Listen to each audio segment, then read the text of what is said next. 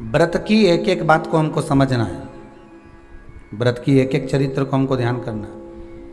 प्रदोष की कथा में लिखा है, त्रयोदशी व्रत की कथा में लिखा है, प्रदोष की व्रत की कथा में लिखा है कि सुबह ब्रह्म मुहूर्त में उठो, स्नान करो। ठीक है,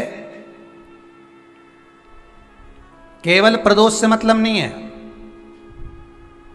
एकादशी का अगर व्रत कर रहे हो तो उसमें भी वर्णन है, ब्रह्म मुहूर्त में उठो, स्नान करो। ठीक है। दूसरा, आसन लगाओ स्नान करने के बाद। काय का अभी बताया था, जम के बोलो, कुसा का। 5 चीजों के लिए कुसा का आसन सर्वश्रेष्ठ है। 5 बीमारियों के लिए, 5 रोगों के लिए कुसा का आसन सर्वश्रेष्ठ। पहला, नेत्र के लिए, पहला नेत्र की बीमारियों के लिए कुसा का आसन श्रेष्ठ है। एक प्रयास और करिएगा, जिस समय पर किसी की आंखें आ जाएं, आंखें आना मालूम है ना, आंखें आने का मतलब ये नहीं होता कि 2 की जगह और 4 आ जाएंगे। है? नहीं तो तुम कह दो कि गुरुजी बोले हैं कि आंखें आ जाए तो और अलग से एक्स्ट्रा आएगी हो। नहीं तो दुनिया के लोग बड़े जरा समझदार ज़्यादा है ना, तो उनको जरा एक एक चीज़ समझ लेना चाहिए बिल्कुल हो। नहीं तो तुम वही फिर वही वाली बात आ जाएगी। अभी फिर काली मिर्ची, फिर वही बात आ जाएगी। आंखें आने का मतलब ये नहीं होता कि 2 आंख की जगह और 4 आंख आ जाए। आंखें आने का मतलब होता है कि नयनों में एक रोग हो जाता है जिसमें उसको कीचड़ आने लगता है नेत्रों में और जाले बनने लगते हैं, उसको कहते हैं नेत्र आना, आंखें आना। ठीक है, सारी दवाई आप करा लो, डॉक्टर को दिखा लो, सब कुछ कर लो, एक प्रयास करना नेत्र के लिए कि कुसा का आसन हो, उस आसन पर बैठकर अपने दोनों पंजे जब आसन पर रखा जाए और आप आराम से बैठ जाएं, प्रयास जहाँ तक हो कि कुसा के आसन पर कपड़े से ज़्यादा स्पर्श होने की जगह पर अपने शरीर का भाग स्पर्श हो, पंजे ज़्यादा स्पर्श हो, और वहाँ बैठकर आप भगवान की भक्ति को आधा घंटा रोज प्रतिदिन करिए। 2 दिन, 2.5 दिन, बस 2 दिन भी कर लिया, 2.5 दिन भी कर लिया, 3 दिन भी कर लिया, नेत्रों से जो नेत्र आना है, भले तुमने दवाई डाली ना डाली, पर वो रोग धीरे धीरे 2 दिन के अंदर समाप्ति पर आ जाएगा। 2 दिन के। हृदय के लिए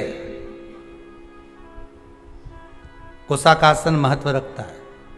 जिसको डॉक्टर ने कह दिया कि तुम्हारी नाड़ी ब्लॉक हो चुकी है, बाईपास करवाना पड़ेगा,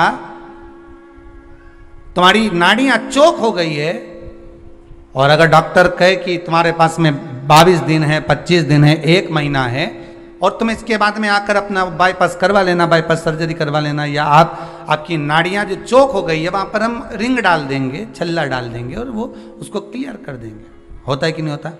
कहते हैं डॉक्टर, कईयों को कह देते हैं कि नस चोक हो गई, नाड़ी चोक हो गई।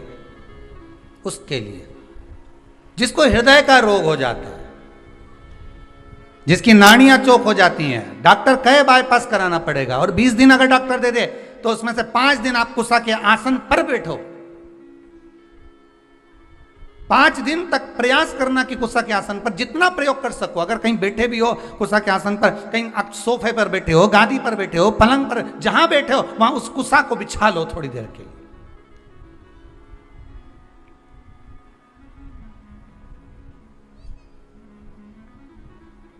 उस कुसा के आसन को आप बिछा लीजिए जहां बैठो।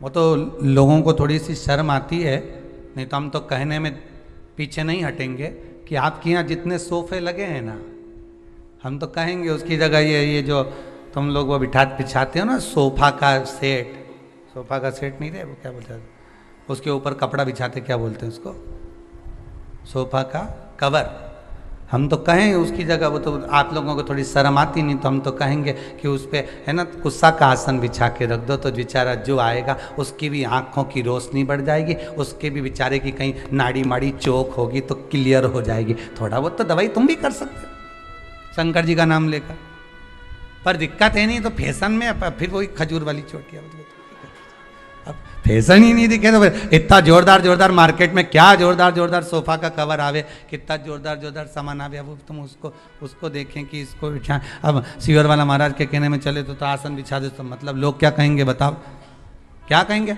आसन, कुशा का आसन तो लोग फैशन में हटा दिए, नहीं तो अब तो पहले लोग पूजन करने बैठते थे तो कुशा का आसन लगाते थे, आजकल तो कपड़े का आसन, ऊन वाला आसन, ये सब जोरदार जोरदार गद्दे वाले आसन, कढ़ाई वाला आसन, जब जाए कहीं से दुकान पे से ऐसा ऐसा आसन लाए कि उसको बिछा दिया। अब फैशन में बिछे, दूल्हा दुल्हन के नीचे पहले कुशा का आसन बिछा के शादी फेरे पड़ा, अब आज के ज़माने में तो इतनी बड़ी कुर्सी है उनकी भी जोरदार, उस पर बिठा है, वो भी पूरा लहंगा महंगा नहीं, फिलाई नहीं बिठा, फिला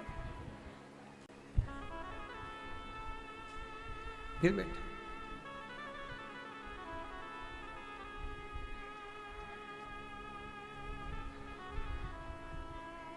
कुशा का आसन,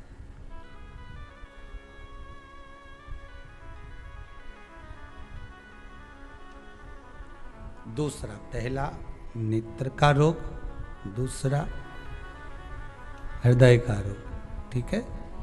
तीसरा शरीर की चर्म रोग, चमड़ी का रोग, जब चमड़ी कहीं से कालेपन पर आ गई, कहीं झुर्रियाँ पड़ने लगी, चेहरे के नीचे, नेत्र के नीचे थोड़ा सा कालापन अगर आ गया तो फिर कुशा के आसन का प्रयोग करिए, कुशा के आसन पर बैठना प्रारंभ करिए। तीसरा है चर्म। चौथा, कुशा के आसन के लिए उदर से जुड़ी हुई जितनी भी परेशानियां होती हैं, आपको उदर से जुड़ी हुई जितनी भी परेशानियां हो, प्रयास करिए कि आप पूजन कुशा के आसन पर बैठकर करेंगे तो आपके उदर से जुड़ी हुई जितनी भी परेशानियां हैं, भोजन नहीं पचना, एसिडिटी होना, आदि आप कर देखिए, कुशा के आसन पर बैठ कर देखिए, आपको उसमें आनंद की अनुभूति हो जाए, सुख मिले।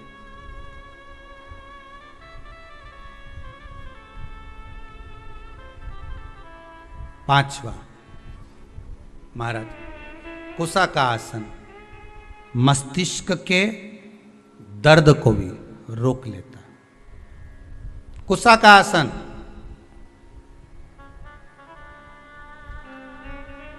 ज्यादा जब मस्तिष्क में दर्द हो, कुशा का आसन तुम्हारे घर में हो, उस पर पांव रखकर 7 मिनट, 8 मिनट, 10 मिनट खड़े हो जाओ, भगवान का नाम जाप करो, जो मंत्र आपको आता हो, जिस मंत्र से आप जुड़े हो, जिस मंत्र को आप जप सकते हो, ओम नमः शिवाय, श्री शिवाय नमस्तुभ्यम, ओम, जो राम कृष्ण शिव जो तुम जप सकते हो वो मंत्र जपो, वो मंत्र का स्मरण आप करो और उस मंत्र को आप जपो खड़े रहकर।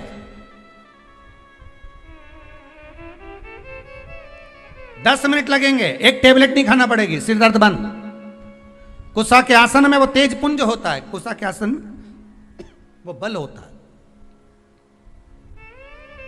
कुशा के आसन में वो बलता रहती है महाराज, कुशा के आसन में वो तेज पुंजता रहती है, आपको वो बल प्राप्त होता है।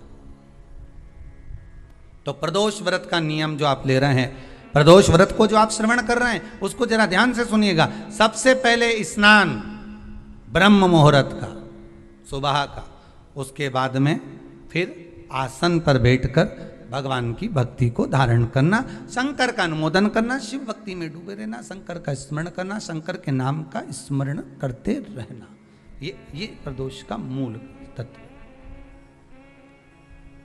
महाराज,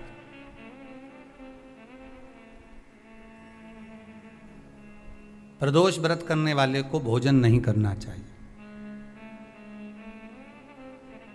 ध्यान दीजिएगा।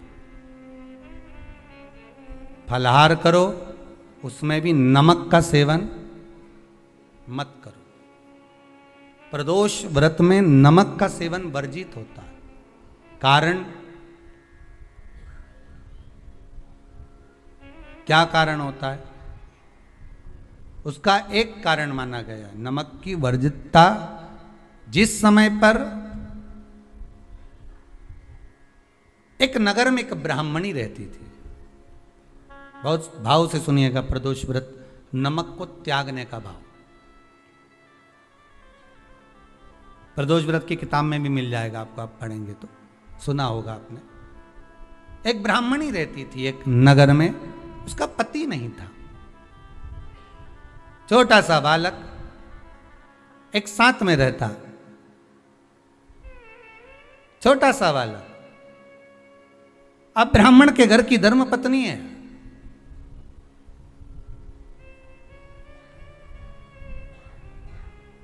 ब्राह्मण कर्मकांड करने वाला, पूजन करने वाला, पाठ करने वाला, अनुष्ठान करने वाला, पूजन करने वाला, मंत्र जाप करने वाला, भगवत भक्ति में डूबने वाला।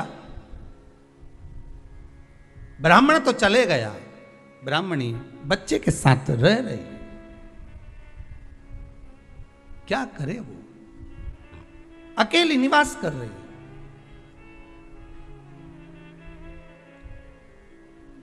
अकेली रह रही है।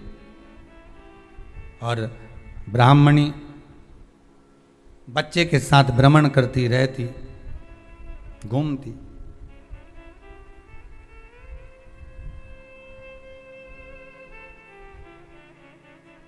कहीं कहीं दर दर जाकर कुछ भिक्षा को मांग कर लेकर आ जाती, और भिक्षा लाने के बाद में उस भिक्षा को जब लेकर आती तो अपने बच्चे को भी खिलाती और स्वयं भी उसका पान करती।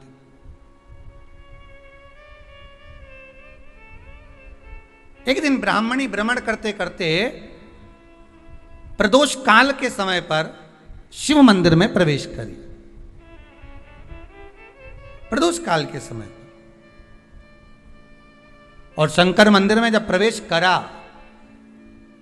प्रदोष काल किसको कहते हैं?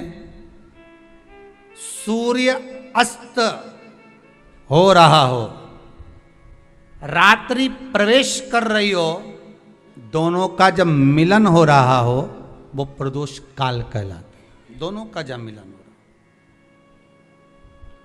सूर्यास्त हो रहा हो, रात्रि अपना चरण बढ़ाने के लिए आगे बढ़ रही हो, और दोनों का जब मिलन हो रहा है वो प्रदोष काल है, वो प्रदोष का समय है।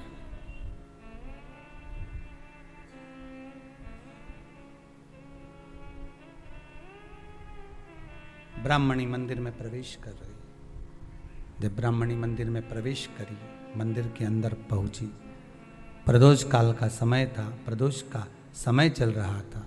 और प्रदोष काल के उस समय में, प्रदोष काल के उस समय में जब ब्राह्मणी ने देखा कि कोई भगवान की भक्ति में लगा हुआ है, भगवान के रस तत्व में डूबा हुआ है, आज ब्राह्मणी के पास में कुछ पदार्थ नहीं है, अपने बच्चे का पेट भरने के लिए कोई सामग्री नहीं है, और कुछ आस लेके वो प्रवेश करी है, कुछ आस लेकर वो अंदर प्रवेश कर जाती है।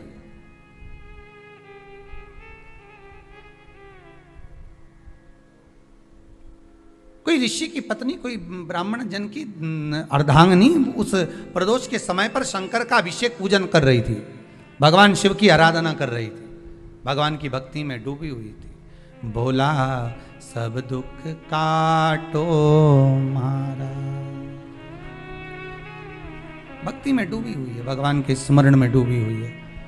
भोला सब दुख काटो मारा, शिव शंकर जपूं तेरी माला, भोले बाबा जपूं तेरी माला, भोला सब दुख काटो मारा। ओ भोला, आवाज ऊंची नीची हो रही, सब दुख काटो मारा। वैश्य है मंगल मंगलकारी, वैश्य है मंगल मंगलकारी। अब ठीक है। अवधूत रूप तुम्हारा, अवधूत रूप निराला, भोला सब दुख काटो, शंभु सब दुख काटो। शीश पे गंगा मस्तक पे चंदा, शीश पे गंगा मस्तक पे चंदा। अवधूत रूप निराला, अवधूत रूप निराला, भोला सब दुख काटो। शिव शंकर जपूं तेरी माला, भोले बाबा जपूं तेरी माला, भोला सब दुख काटो। शंकर सब दुख। कोई ब्राह्मण की पत्नी, कोई ऋषि की पत्नी, कोई साधु सन्यासी तपस्वी साधक की अर्धांगिनी शिव की आराधना में डूबी हुई थी, शंकर की आराधना कर रही थी। जब भगवान शिव की आराधना में डूबी हुई है, आराधना कर रही है, ये कुछ पाने के लिए चली गई,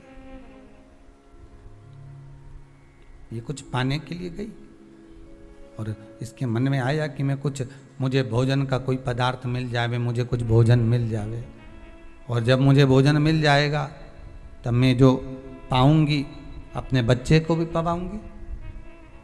पर जिस मंदिर में वो प्रवेश करी थी, जहाँ पर नारी पूजन कर रही थी शंकर की प्रदोष काल में, वहाँ पर पड़ी हुई कुछ वस्तु को इस ब्राह्मणी ने मांग लिया।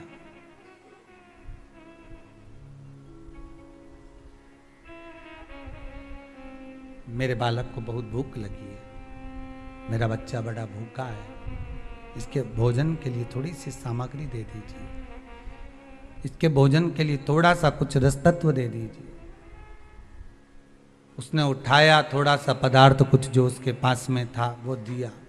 जब दिया तो देने के बाद जब उसे प्राप्त हुआ और होने के बाद में जब वो मिल गया उसको, तो उसने उस समय पर उस पदार्थ को जैसे ही मुख में लिया, लेते ही कहा इसमें तो स्वाद नहीं है।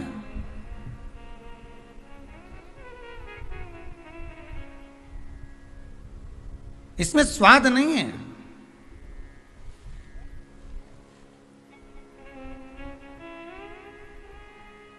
उस ब्राह्मणी ने बड़ा सुंदर एक संवाद कहा।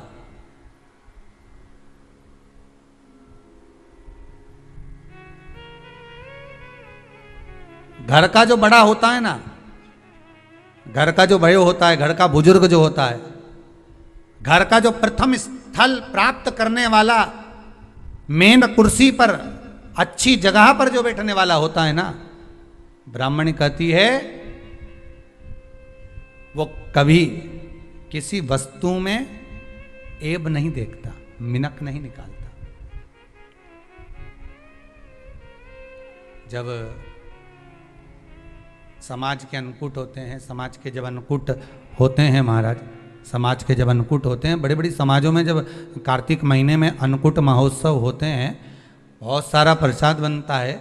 जो बुजुर्ग होते हैं ना, बड़े समझदार लोग होते हैं ना, तो अन्नकूट की जब प्रसाद खाने बैठते हैं ना, उसमें नमक नहीं भी होता ना, तो नहीं बोलते कि इसमें नमक नहीं है। पर जो हमने डोनेशन दिया है, जब तुम आए थे समाज वाले, तो हमने 1000 का लिफाफा दिया, 500 का लिफाफा दिया, 2000 का लिफाफा दिया, और भोजन ऐसा बनवाया। एक व्यक्ति वो जो खाकर चुपचाप चले गया, और एक व्यक्ति वो जिसने प्रसाद पर उंगली उठाई। इन दोनों को अन्नकूट की तारीख पे इनका नाम लिख लो, और अगला अन्नकूट आए तब दोनों की दशा देखना।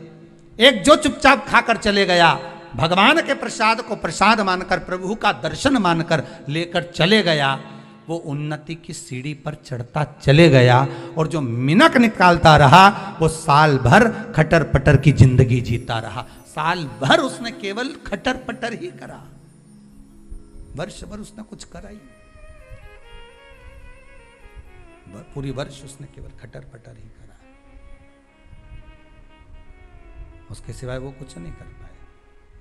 उठा पटक का जीवन जीता रहा, ये लाया वो पटका, वो लाया वो पटका, वो लाया वो पटका, वो लाया वो पटका, बस यही जीवन वो जीता रहा, यही जिंदगी वो जी रहा है।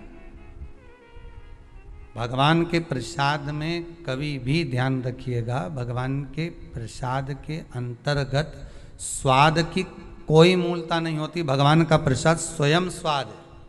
भगवान के प्रसाद में नमक नहीं देखना, मिर्ची नहीं देखना, भगवान के प्रसाद में शक्कर नहीं देखना, भगवान के प्रसाद में कुछ ये नहीं देखना कि कितना माल डला, कितना घी, कितना बादाम, कितना काजू, कितना इलायची डला। हाँ, यहां तक शास्त्र कहता है कि भगवान का प्रसाद अगर बन रहा है तो उसकी सुगंध भी नहीं ली जाती है महाराज, यहां तक शास्त्र कहता है। जब तक भगवान उसको पानी ले तब तक उसका सुगंध भी नहीं ली जाती। और कई कई जगह तो भगवान को प्रसाद अगर सूखा सामान हाथ में आ गया, इलायची कैसी है, मंदिर के अंदर जाने वाली है भगवान को डलने के लिए, लाओ जरा किसकी दुकान से आई इलायची बताओ, इलायची तो 25 बार सूंघा, हाँ हाँ अच्छी है, अब सूंघ लिया तो भगवान इसको स्वीकार करेगा क्या? अरे जम के तो बोलो, एक फूल तुमने बगीचे से तोड़ा और सोचा इसमें पहले मैं सूंघ लेती हूं, इसमें स्वाद है कि नहीं, इस फूल में गंध है कि नहीं, इसमें सुगंध है कि नहीं, और फूल सूंघ लिया, उसके बाद तुम भगवान को देखो, भगवान स्वीकार करेगा? नहीं, भगवान स्वीकार नहीं कर सकता।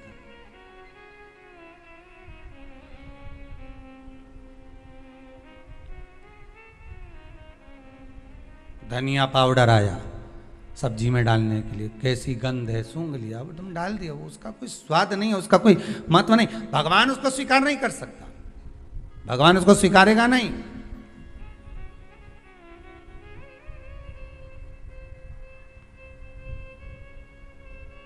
कई कई घरों में तो हंडी से दाल चलाती जाए ने हाथ में डाल के,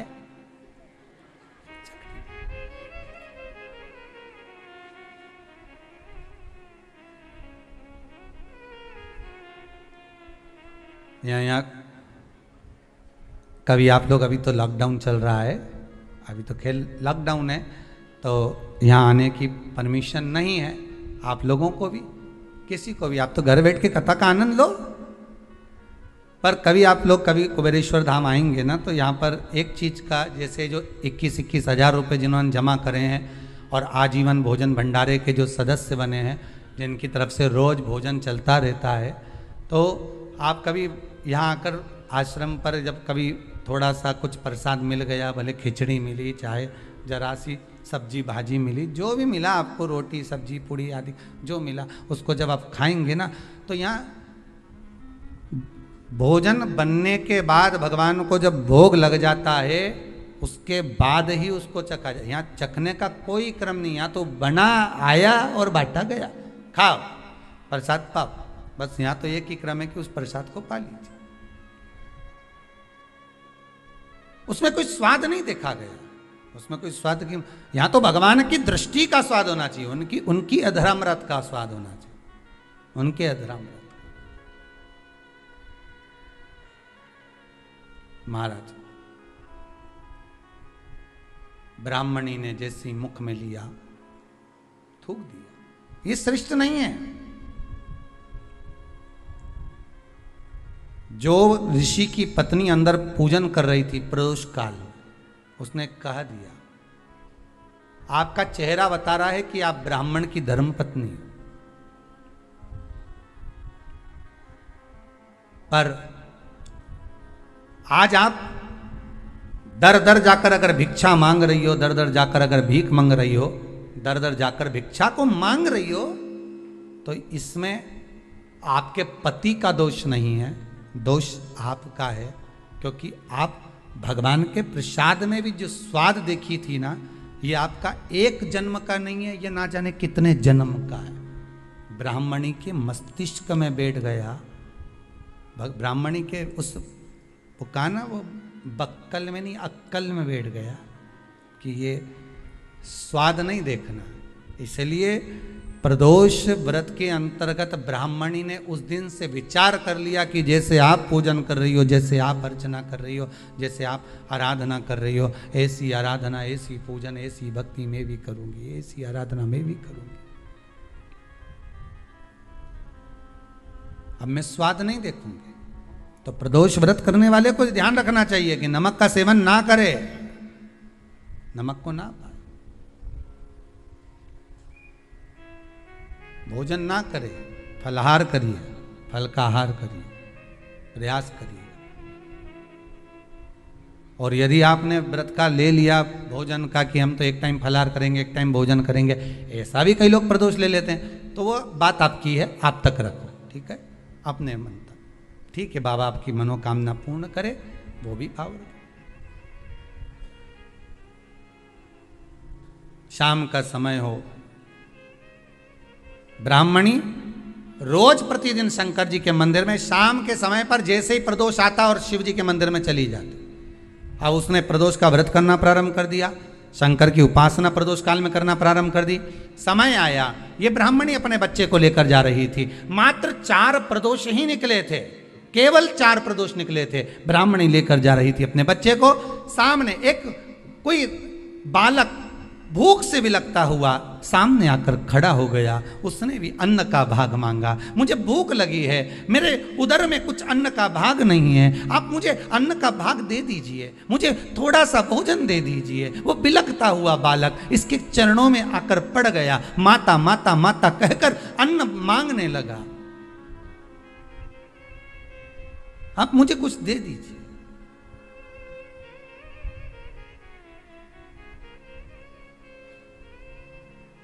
माता जो प्रसाद लेकर आ रही थी, वही प्रसाद इस बालक को दिया। आपका पिता कौन है? ध्यान नहीं। माता कौन है? ध्यान नहीं। घर ले गई ब्राह्मण उस बालक को, पाल पोस कर दोनों बच्चों को बड़ा करा। बच्चा जब बड़ा हुआ, बड़ा होने पर विदर्भ राज के राज्य का युवराज था ये। इसके राज्य पर आक्रमण कर कर इसके माता पिता को मार दिया गया था और उपद्रवियों ने उस पर कब्जा कर लिया था। जब ये बड़ा हुआ, इसको मालूम नहीं कि मैं विदर्भ राज का बेटा हूं, बस ये तो चाह रहा था जाते जाते जाते जाते विदर्भ राज में प्रवेश कर कर इसने जो देखा, अपने कुछ मित्रों को एकत्रित कर कर राज्य पर आक्रमण कर दिया। आक्रमण करा, विधर्मियों को भगा दिया, खुद राजा बनकर बैठ गया। जब ये बालक राजा बनकर बैठा तो ब्राह्मणी का जो पुत्र था उसको मंत्री बना लिया। पर इसको समझ नहीं आया, मेरा इतना बड़ा राज्य सब चले गया था, मुझे ये तक नहीं मालूम था कि मैं एक युवराज हूं, मैं एक नगर का राजा का पुत्र हूं, मुझे कुछ भी नहीं मालूम था। फिर आखिर मुझे ये सब कुछ वापस कैसे प्राप्त हो गया, ये समझ में नहीं आया कि इतना वैभव, इतना धन, इतनी दौलत, इतनी संपदा मुझे कैसे मिल गई, कारण क्या है, उसके पाने का मुझे क्या कैसे मिला है, ये कैसे प्राप्त हुआ है।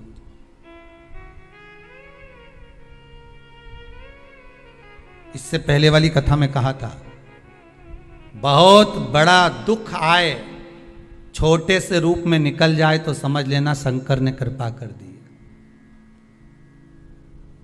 बहुत दिन से काम नहीं हो रहा था, काम तुरंत हो गया, समझ लेना शिव ने कृपा कर दी। कुबेरेश्वर धाम आप आए और बाबा ने आपको बुलाया, मान लो आप आए हैं और आए, बाबा ने आपको बुलाया, और कुबेरेश्वर धाम से जाने के बाद, क्योंकि इस भूमि का तो नियम है, आप जहां बैठकर कथा सुन रहे हो, आस्था चैनल के माध्यम से, आप फेसबुक यूट्यूब के माध्यम से कथा श्रवण कर रहे हैं, सिंगल परिवार कथा करवा रहा, बड़े भाव से आप श्रवण कर रहे हैं कथा को। मेरा निवेदन है, जिस भाव से सुने, आप निवेदन कर कर सुने कि बाबा कुबेर भंडारी, मेरे 3 महीने के अंदर मेरी मनोकामना पूर्ण कर देना, मेरी ये कामना है, आप पूर्ण करना। तो बाबा क्यों ना करेगा, आप दिल से उसको पुकारो तो।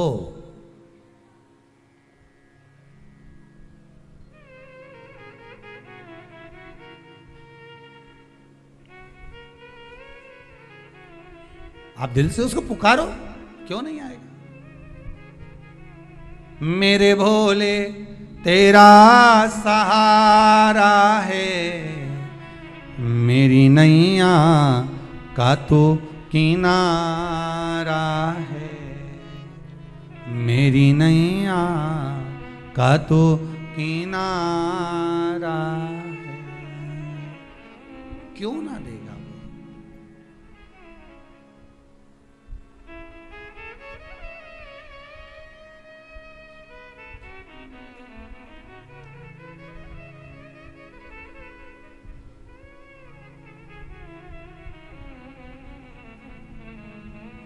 महाराज एकादशी की मृत्यु,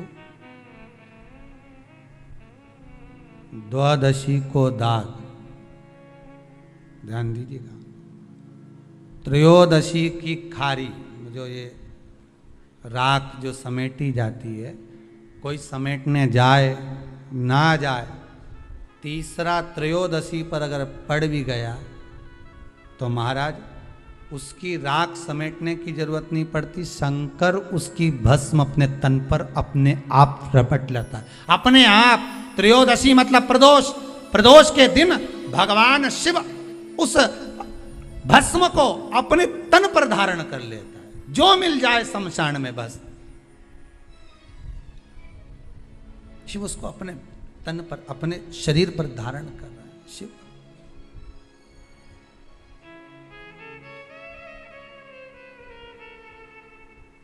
प्रदोष त्रयोदशी,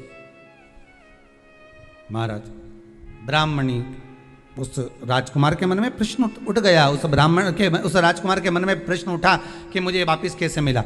गया, जिस माता ने पाल पोस कर बड़ा करा था उसके पास पहुंचा, माता जी के पास में जाकर कहा, माँ ये तो बताओ कि मुझे ये वापिस कैसे मिल गया, मैं नहीं जानता था, कुछ भी नहीं जानता था, ये मिला कैसे, कैसे प्राप्त हुआ है। ब्राह्मणी ने कहा मुझे नहीं मालूम, पर इतना जरूर हो सकता है कि हो सकता है कि तुम्हारा पूर्व समय का कोई पुण्य प्रबल हुआ होगा, उससे मिला होगा, हो सकता है। किसी ऋषिवर के चरणों में, गुरु के चरणों में जाकर बैठा, गुरुदेव से निवेदन करा कि ये मुझे मिला कैसे, ये वापिस मुझे कैसे प्राप्त हो गया। अरे भगवान को धन्यवाद दो कभी कभी कि तूने अच्छे घर में पैदा किया, अच्छा परिवार दिया, अच्छा पति दिया, अच्छी पत्नी दी, अच्छे बच्चे दिए, अच्छा कुटुंब दिया, घर दिया, दुकान दी, जमीन जायदाद दी, शरीर अच्छा दिया, हाथ पैर आंख नाक मुंह सब बढ़िया दिया, एक के भी निपटा के नहीं भेजा तूने।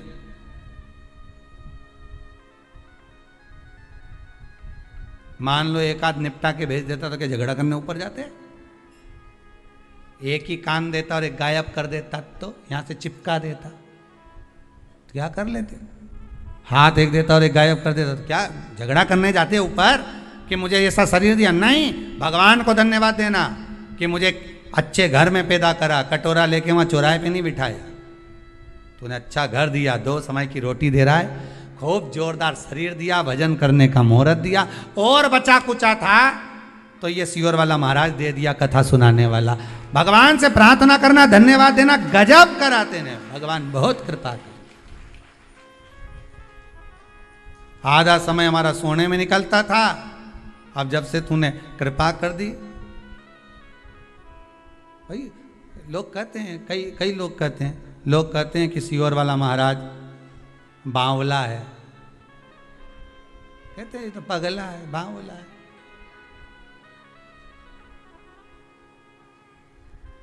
भाई दुनिया के लोग तो कहते हैं कि सियोर वाला महाराज बावला है, पर लोगों को कैसे समझाऊं, कैसे कहूं कि सियोर वाला महाराज महादेव का लाडला है, इनको कैसे समझाया? अपन तो यही कहेंगे कि ये बावला कहे तो अपन समझ लो कि शंकर के लाडले, प्रमोशन है अपना। जब रामकृष्ण परमहंस जी को लोगों ने पागल कहा, चैतन्य महाप्रभु जी को लोगों ने पागल कहा, नामदेव जी को लोगों ने पागल कहा, तुकाराम जी को लोगों ने पागल कहा, मीराबाई को लोगों ने बावरी कहा, बावरी मतलब पागल, कमली मतलब पागल। दुनिया के लोग संत महात्मा साधु सन्यासी तपस्वी साधक उपासक इन सबको पागल कहते हैं। कथा बाचने वाले पागल, कथा सुनने वाले पागल, कथा करवाने वाले पागल, समझदार तो वो हैं जो कथा सुनते ही नहीं है, वो सारे समझदार जो कथा नहीं सुने, मंदिर नहीं जाए, देवालय नहीं जाए, भजन में नहीं जाए, दान पुण्य नहीं करे, स्मरण नहीं करे, वो सब समझदार। और अपन सब पागल। पागल मतलब प्रमोशन, समझदारी मतलब डिमोशन। मीरा भई रे बावरी, बावरी।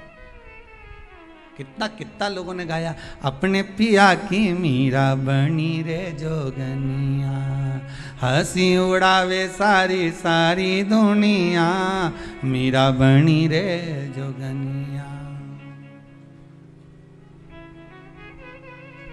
लोग पागल।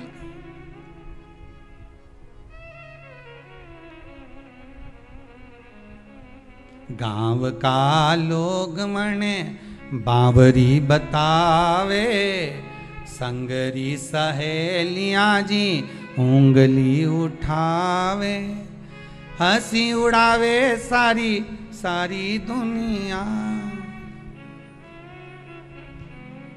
हंसी उड़ावे सारी सारी दुनिया, मीरा बनी रे जोगनिया, अपने पिया की मीरा बनी रे जोगनिया। लोग बावरी कहे, पागल कहे, मूर्ख कहे, जो कहना कहे, जो कहना कहे, वो बावरा कहते हैं। हो सकता है हम महादेव के लाडले हो रहे हो, दुनिया हंसी उड़ाए ताने दे, तुम तो बढ़िया जोरदार चोटी करके खूब नाचो, अलमस्त भगवान का भजन करो। भाई इस्कॉन मंदिर में जाकर देखना, हरे राम राम राम हरे हरे, हरे कृष्ण कृष्ण कृष्ण हरे कृष्णा, हरे कृष्णा कृष्णा कृष्णा हरे हरे, हरे राम राम राम राम। खूब ऊंचा कर रहे, नाच रहे, भजन कर रहे। दुनिया के लोग उनकी मोबाइल में मूवी बना रहे कि बताओ कैसे नाच रहे, पर इनको कौन समझाए। अरे मीराबाई से भी राणा ने कहा, एक जगह बैठ के क्यों नहीं भजन गाती, बार बार खड़ी हो जाके नाचने लगती है। एक जगह बैठकर भजन क्यों नहीं गाती, फिर नाचने लगती है, बार बार नाचती है। मीराबाई ने कहा, राणा तुझे कैसे समझाऊं, चाय की पत्ती के डब्बे में चम्मच रखी है छोटी सी, चम्मच दब गई नीचे, निकालने के लिए हाथ मत डालो, डब्बे को उछालो, चम्मच ऊपर आ जाएगी। उसी तरह भगवान छुपा है अंदर, थोड़ी देर नाच लो, निकल कर बाहर आ जाता है। उसको पाने का तरीका, उसको प्राप्त करने का तरीका है। पर लोग कहें ये पागल, ये बावरी, कहे तो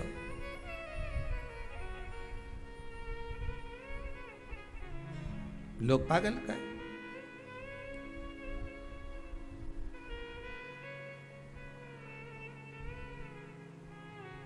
देखो साधारण भाषा में हरियाणी में कहते ना, नी में कमली होली, नी में कमली होली, रूप सलोना देख श्याम का, रूप सलोना देख श्याम का, सुध बुद्ध मेरी खोली, नी में कमली होली, नी में कमली होली, नी में कमली होली, नी में कमली होली। सुध नहीं है, विचार नहीं है, भाव, बस हृदय चित्त मन परमात्मा में रमा हुआ है, लगा हुआ है, उस चित्त को लगा कर रखा। शाम का समय मालूम नहीं कहां से प्राप्त हो गया। भगवान को धन्यवाद दो, तूने दिया, खूब दिया, तेरी कृपा है जो आज बैठकर मैं भगवान की कथा सुन रही हूं, भगवत भजन करूं, ये तेरी कृपा है। और भगवान ने कृपा करी। फिर दिन भर का जो समय निकला, उस ब्राह्मणी से बच्चे ने जब पूछा तो उसने कहा मैं क्या करूं और अच्छा करने के लिए, तो ब्राह्मणी के मुख से निकल गया, प्रदोष का व्रत कर ले, प्रदोष काल में जाकर भगवान शंकर की आराधना कर, शिव मंदिर में जाकर अर्चना कर, प्रदोष काल में जाकर शंकर को नमन कर।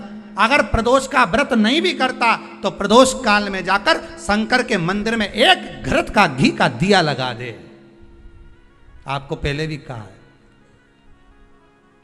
तुम्हारी भगवान से अगर बैर है, भगवान के मंदिर नहीं भी जाना चाहते तो भगवान की चौखट पे ही दिया लगा दो, पर लगाओ। शाम के समय पर प्रदोष काल में बेलपत्री के पेड़ के नीचे, चाहे शंकर के मंदिर के दरवाजे पर या शिव मंदिर में अगर आप प्रदोष के दिन दिया लगाते हो, सोमवार के दिन दिया लगाते हो, तो ऐसा कोई व्यक्ति नहीं जिसको मेरे देव अधिदेव महादेव मेरा विश्वनाथ भंडार नहीं भरता हो, खाली नहीं छोड़ेगा, दे देगा, भंडार भर देगा।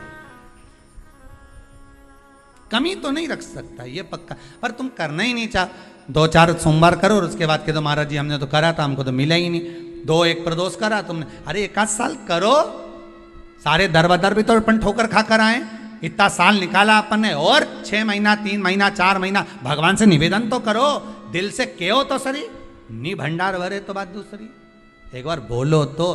पर जगत के लोगों के सामने जाकर मत कहना, कहना तो देव अधिदेव महादेव से कहना।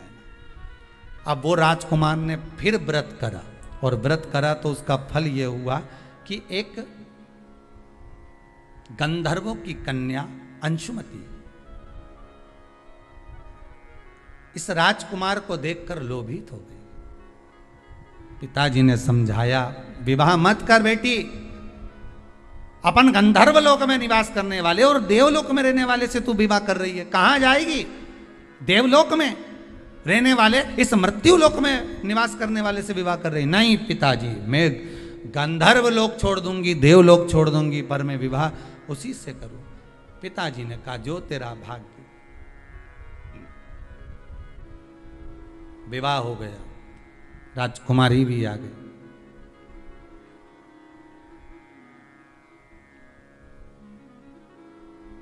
इसका चित्त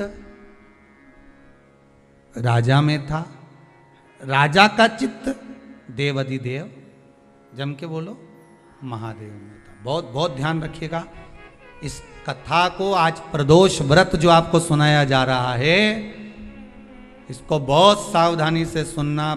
पति से पूछ लेना कि आप मंदिर चल रहे हो, मैं जा रही हूं, वो कहे हाँ चल रहा हूं, या उसने कहा कि अभी थोड़ी देर से चलते हैं, ठीक है, कोई बात नहीं।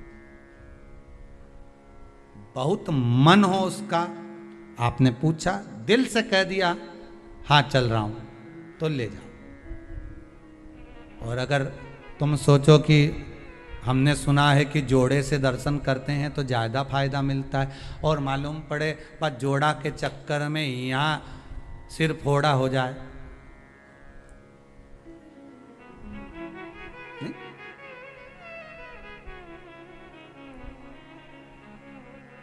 हो सकता है जोड़े के चक्कर में सिर फोड़ा हो जाए। नहीं जाना ना, मैंने एक बार मना कर दिया, कैसे नहीं जाओगे, चलो मेरे साथ। लड़ाई झगड़ा करके ले गई, मंदिर में पहुंच भी गई। इसका मन महादेव में, किसका मन लगेगा? अरे बोलो तो सही, जो पत्नी लेके गई है उसका मन, पत्नी लेके गई, इसका पत्नी का मन महादेव में लगेगा क्या? ईमानदारी से बोलना नहीं, क्योंकि उसका भगोने जैसा जब मुंडा देखेगी तो बार बार अगरबत्ती भी लगे।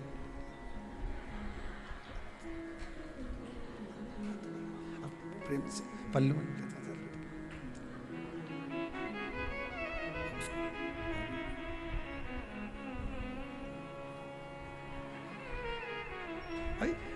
इसका मन महादेव में नहीं, अगरबत्ती जरूर लगा रही, दिया जरूर लगा रही, पर इसका मन वो भगोना में है, वो उसमें वह भेरू में लगा हुआ है, मन लगे ही नहीं, वो लगा है। और उसका मन किस में लगा है? आ तो गया, उसका मन किस में लगा है? महादेव में। इनके चक्कर में आया, इसका उसमें, उसका इसमें लगा है। कौन से महाराज ने बताया था इसको प्रदोष का व्रत? शंकर जी से पूछ रहा, और शंकर जी बोल दे सीवर वाला बताया, आकर बोल दे, मान लो। ये सबसे पहला टिकट यहीं का कटाएगा। कहाँ जाना था? सीवर जाना, कुबेरेश्वर महादेव, वहीं मिलेगा वो। अभी ढेर सारे ढूंढ रहे होंगे काली मिर्ची वाले महाराज। अब रे का, अरे भाई शंकर की उपासना करो, भगवत भजन का रस तत्व ग्रहण करो, जीवन में उतारो शंकर की चरित्र को, शिव महापुराण के उस पावन चरित्र। इसका चित्त देवादिदेव महादेव में लग गया, मन हो। अब यहां ये अंशुमति शिव जी को रिझाने में इसका तत्व नहीं, इसका तत्व है पति को रिझाने में, और पति का तत्व है शंकर को रिझाने में।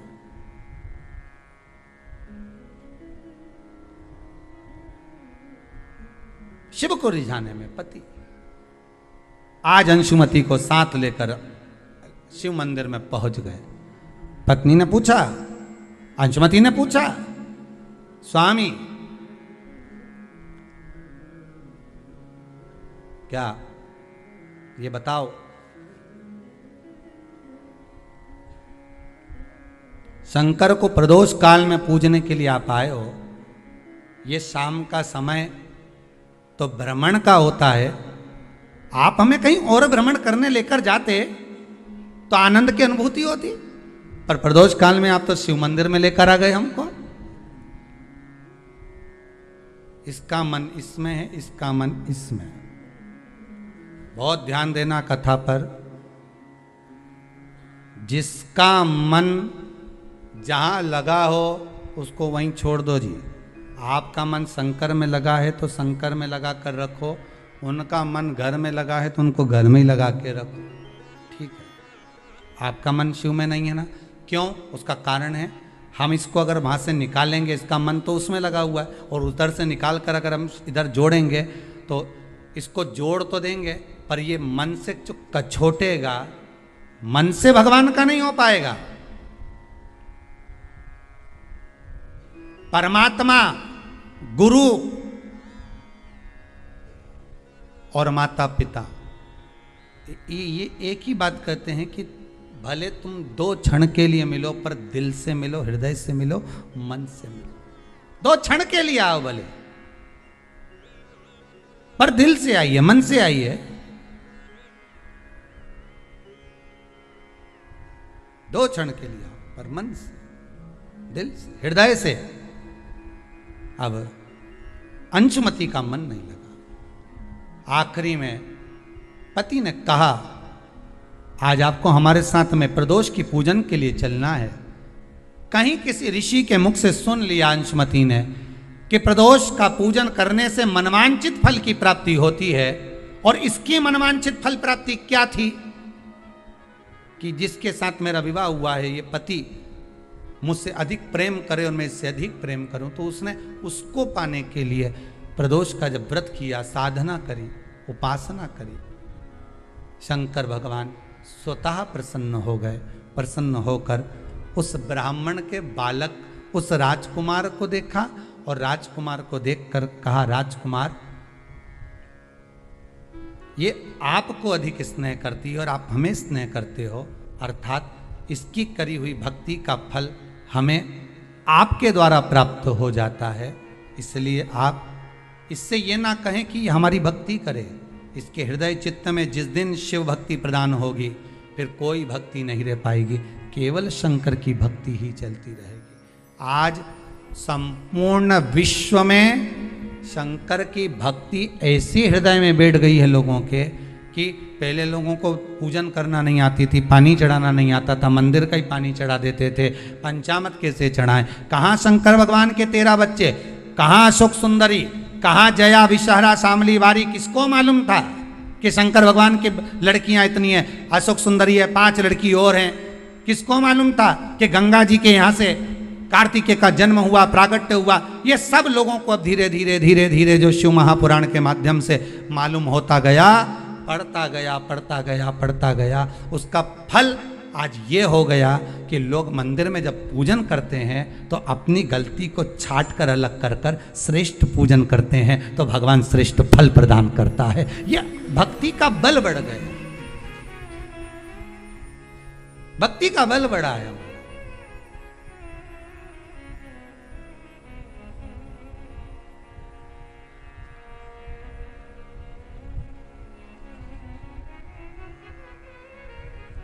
पूजन करें प्रदोष काल में, शिव की आराधना करें।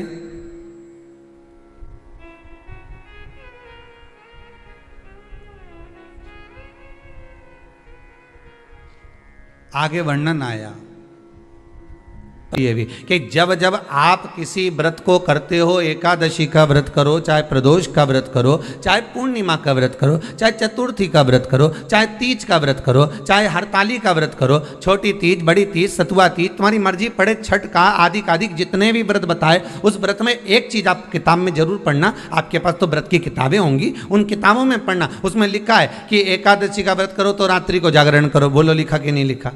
भगवान का भजन करो। प्रदोष का व्रत करो तो प्रदोष के दिन जागरण करो। पूर्णिमा का व्रत करो तो पूर्णिमा के दिन जागरण करो। हरताली का व्रत करो तो हरताली का जागरण करो। तीज का व्रत करो तो तीज का जागरण करो। क्यों लिखा कि जागरण करो? क्यों लिखा कि भगवत भजन करना है? जिस दिन तुम्हारा व्रत रहे उस दिन तुम्हें भगवत भजन करना, उस दिन रात्रि का जागरण करना। उसमें यह नहीं लिखा कि रात भर आपको भजन, उसमें तो लिख दिया जागरण करना। जागरण का मतलब क्या होता है कि भगवान की भक्ति में डूब जाना, संसार की वस्तुओं में नहीं, आसक्तियों में नहीं, तृष्णा में नहीं, लोभ में नहीं, हमें परमात्मा के चरणों में डूब जाना है। रात्रि भर हमें उसका स्मरण करके सोना है। भले आप आधा घंटा सोएं, ये भी नहीं कहते कि पूरी रात तुम बैठ के मंजीरा बजाओ, सीताराम सीताराम करते, और तुम्हारे बस का है भी नहीं रिजी जी हो, फालतू की बात हम कह भी दें और तुम सोचो कि कर लो तो तुम करो भी नहीं हो, कहीं का बोल देता। हाँ ये जरूर है कि कहीं का महाराज बोल दे कि बस रात भर मंजीरा बजा के सीताराम कहेगी तो हंडा जरूर निकलेगा, तो तुम जरूर कर लोगे, फिर कर सकते हो। पर वैसे कहीं का कह दे तुमसे कि फिर ये क्रम हो, बहुत मुश्किल।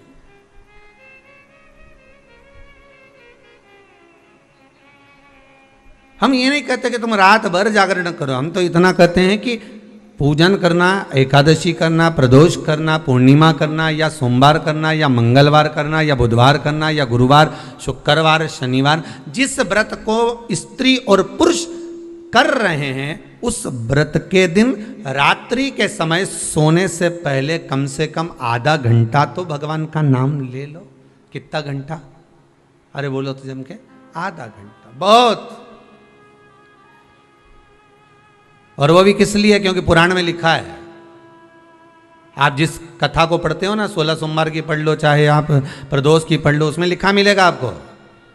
किस किसने पढ़ी है? आस्था चैनल पर जितने लोग सुन रहे हैं अपने हृदय पर हाथ रखकर पढ़ना कि प्रदोष की कथा अगर आपने पढ़ी होगी, एकादशी की कथा पढ़ी होगी, द्वादशी की जिस भी कथा को आपने पढ़ा होगा, सोमवार, मंगल, बुध, गुरु, शुक्र, शनि, उसमें लिखा है रात्रि का जागरण करो। जागरण हम ये नहीं कहते कि पूरी रात करो, आप तो बस केवल आधा घंटा भी कर लोगे ना तो भगवान स्वीकार कर लेगा। पर काय से करना जागरण? शरीर से नहीं, काय से करना? निर्मल मन सो मोहि पावा, मोहि छल छिद्र कपट ना भावा। मन से करिए। हम भगवान को दुनिया की सारी वस्तु देते हैं पर भगवान को हम मन नहीं दे पाते। मंदिर में खड़े होकर भी हमको बेटा बेटी से बात करे, पत्नी पति को फोन लगाए, पति पत्नी को फोन लगाए, सास बहू को लगाए, बहू सास को लगाए, भतीजा भतीजी को लगाए, बहन भाई को लगाए, तो भी मंदिर में पूजन कर रही है और फोन आ गया तो भी कह देगी मुझे तेरी बड़ी याद आ रही हो। अब भगवान के चरणों में बैठी भगवान की पूजन कर रही, भगवान की अर्चना कर रही, भगवान से निवेदन कर रही, और फोन लगाकर दूसरे से करे कि मुझे तेरी याद आ रही, तो भगवान को कितना बुरा लगेगा? कितना बुरा लगेगा कि बेटी मेरे पास में है, अरे पति पत्नी दोनों साथ में बैठे हुए हैं और दोनों आज विचार कर कर बैठे हैं कि अपन दोनों बात करेंगे, और इतने में पत्नी ले और व्हाट्सएप खोल के बैठ जाए, मोबाइल लेके बैठ जाए, या पति मोबाइल लेकर बैठ जाए, तो पत्नी को बुरा लगेगा कि नहीं लगेगा? अरे ईमानदारी से तो बोलो, लगेगा ना। और अगर पत्नी व्हाट्सएप चला रही है, पत्नी अगर मोबाइल चला रही है तो पति को बुरा लगेगा। उसी तरह तुम परमात्मा के पास जाकर अगर बैठे हो, मेरे शंकर के पास जाकर बैठे हो, मेरे ओघड़दानी शिव के पास में जाकर बैठे हो, तो जितनी देर तुम शंकर के पास में बैठो उतनी देर तुम्हारा मोबाइल से मतलब है तुम्हारा मन कहीं और नहीं जाना चाहिए, उतनी देर तुम्हारा चित्त, तुम्हारी वृत्ति, तुम्हारा मन परमात्मा में लगा होना चाहिए। फिर देखो भगवान तुम्हारे व्रत का फल देता है कि नहीं देता, फिर देखो भगवान तुम्हें फल प्रदान करता है कि नहीं करता। फिर आप ये नहीं कहोगे कि मैंने इतने व्रत करे और भगवान ने नहीं सुने, फिर भगवान सुनेगा। भगवान कहते हैं कि व्रत तो करती है पर मन नहीं लगाती है, भोग तो लगाती है पर भाव से नहीं जिमाती है।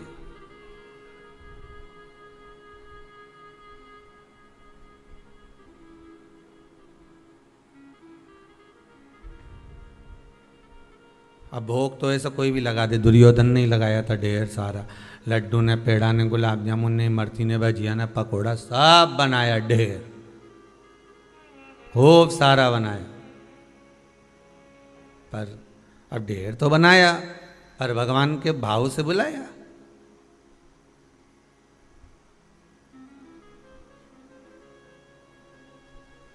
कि भक्तों के घर भी सांवरे आते रहा करो,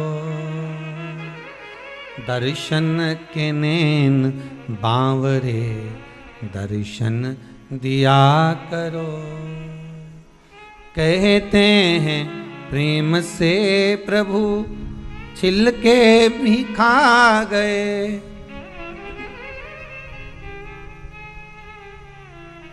कहते हैं प्रेम से प्रभु छिलके भी खा गए,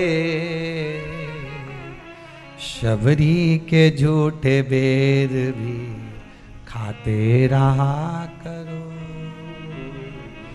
दर्शन के नैन बांवरे दर्शन दिया करो। भक्तों के घर भी सांवरे आते रहा करो।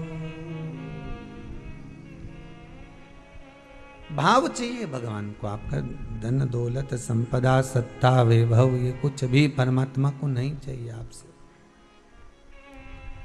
कुछ नहीं चाहिए। भगवान कहता है कि मुझे मेरा दिया हुआ मत दे, जो तेरा है वो मुझे दे दे। कितना सुंदर पहले भी कहा, फिर कहते हैं कि अहंकार आपका अपना है, और जब अहंकार आप भगवान को दे दोगे तो आप तो वैसे ही सृष्ट हो जाओगे।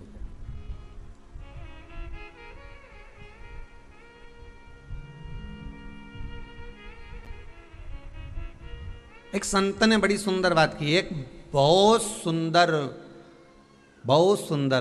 वैश्या, बहुत सुंदर, अति रमणीय, बड़ी सुंदर,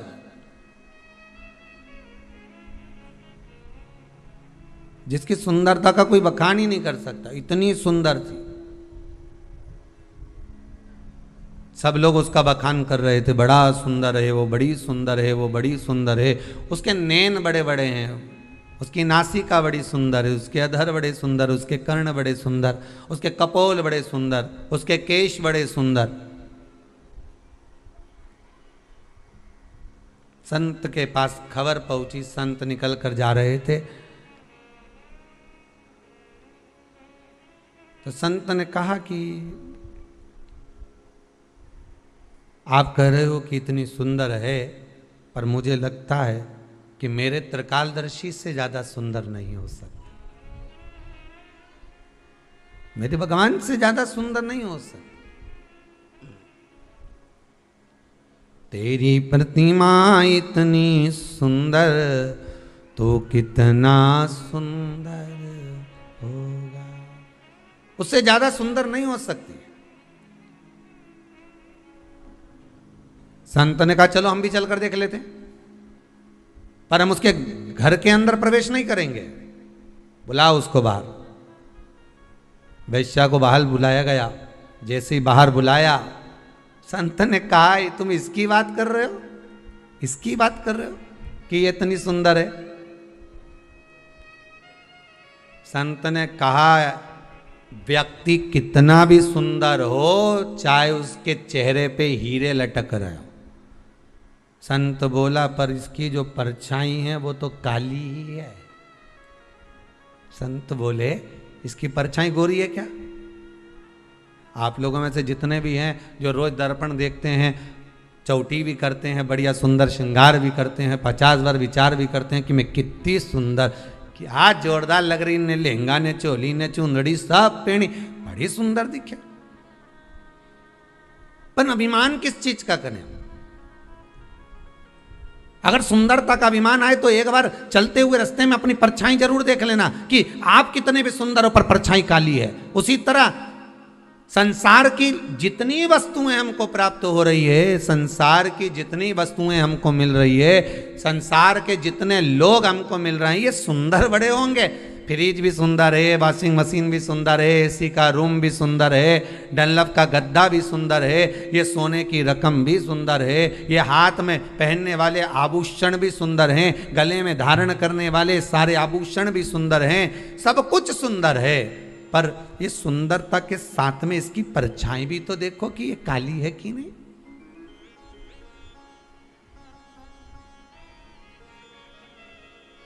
इस सुंदरता में दुख भी है, इसमें कालोच भी है, इसमें परछाई भी है। तो कहा परछाई किसकी नहीं दिखती। एक समय, एक पल, एक घड़ी, एक क्षण प्रतिदिन हर मनुष्य को प्राप्त होता है, जिस समय पर मनुष्य की परछाई नहीं दिखती है।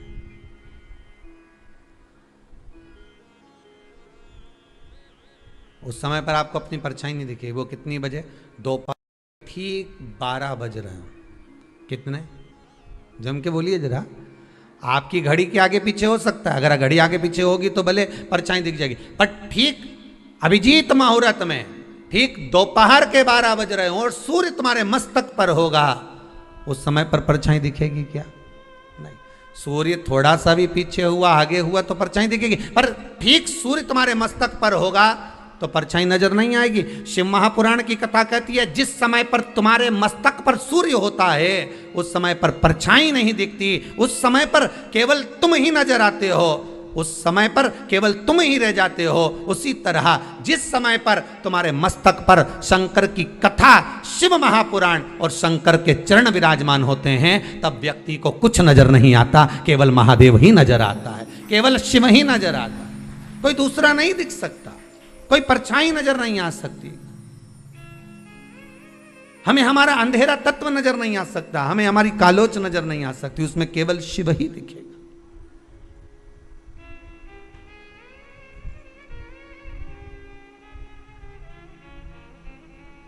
उसके सिवाय कोई दूसरा नजर नहीं आएगा। अगर नजर आएगा तो केवल एक शंकर ही नजर आएगा, केवल एक शिव, उसके सिवाय कुछ नहीं।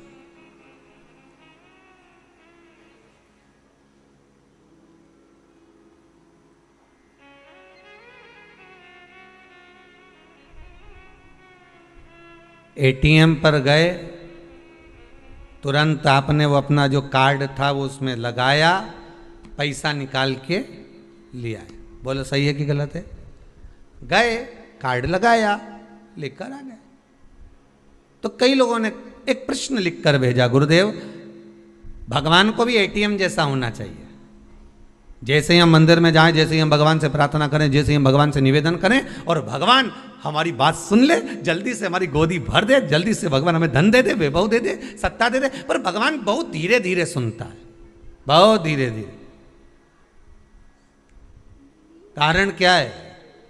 शिव महापुराण की कथा कहती है, कारण एक है, भगवान देखता सब कुछ है।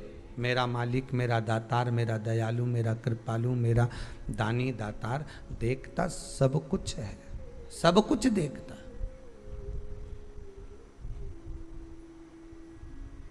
पर फैसला देर से देता है। देखता है वो। तुम्हारे केवल है कि 2-4 दिन तुम व्रत कर लो, 2-4 सोमवार के व्रत कर लो, उसमें तुम सोचो कि भगवान हमारी मनोकामना पूर्ण कर दे। कई कई माताएं ऐसी हैं, हर साल संकट सोमवार करती हैं, हर साल 16 सोमवार करती हैं।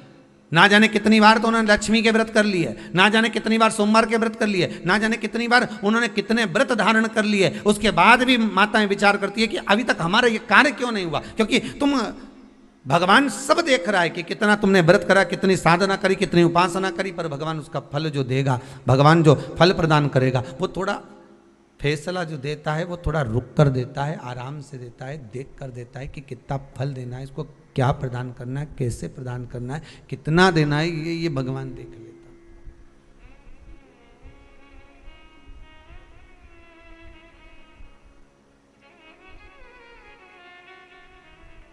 वो जो दे रहा है बस सोच कर विचार कर प्रदान करने में वो देरी नहीं करता, वो देता है।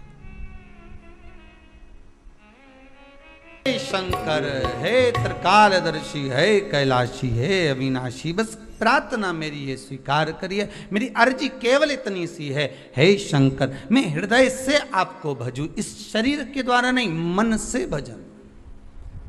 अगर शरीर से भजन होता तो ईमानदारी से बोलो, जो आंख से अंधा होता वो भगवान को कैसे प्राप्त करता?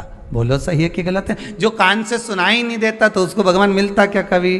क्योंकि ये तो कथा ही नहीं सुने, बेड़ा है, तो इसको भगवान कहाँ से मिलेगा? और जिसके हाथ नहीं होंगे उसको भगवान मिलता कि नहीं मिलता? तो कहते इसके तो हाथ ही नहीं, इसने तो सेवा नहीं करी, इसने तो दान नहीं करा, इसने तो पुण्य नहीं करा, तो इसको भगवान कैसे मिलेगा? जो पाँव से विकलांग होता उसको भगवान मिलता क्या? अगर शरीर से भगवान मिलता होता तो भगवान कभी प्राप्त नहीं होता। भगवान तो तुम्हारा हाथ देखे ना पांव देखे, ना तुम्हारा ये मुंडा देखे, भगवान कहीं नहीं देखे। भगवान तो एक चीज देखे कि इसका मन कितना क्लीन है, भगवान तो मन देखे। अब तुम भले खजूर वाली बनाओ चाहे इससे वो बक्कल लगाओ, भगवान के कोई फर्क नहीं पड़े तुम्हारा वो खजूर से, और भगवान के कोई नहीं फर्क पड़े तुम्हारा वो बक्कल से। भगवान तो के बक्कल की जगह अक्कल हो तो बात दूसरी है, बाकी भगवान के ये मतलब नहीं कि तुम्हारा बक्कल क्या है खजूर क्या है। भगवान तो केवल देखे निर्मल मन सोई सो मोहि पावा, मोहि छल छिद्र कपट ना भावा, मुझे मन चाहिए तेरा। और हम भगवान को सब कुछ दे देते हैं। ऐसा संसार का कोई मानव नहीं जो भगवान को नहीं देता। कि तिरुपति गए थे, क्या देकर आए? तो क्या हम बाल दिया है, देखे आए कि नहीं आए? अरे बोलो तो सही, गए थे दिया है, ठीक है। तो किसी ने पूछा किसको देकर आए, जम के तो बोलो जरा, किसको दिया? तो कि भगवान के दिया। अच्छा,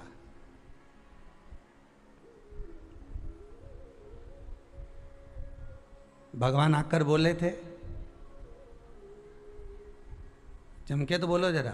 नहीं, बोला किसने था? और साथ में जो दोस्त गया था ना, मेरा बेस्ट फ्रेंड, उसने अपने बाल दिए। तो मैंने सोचा भगवान जल्दी प्रसन्न होगा, मैं भी दिया।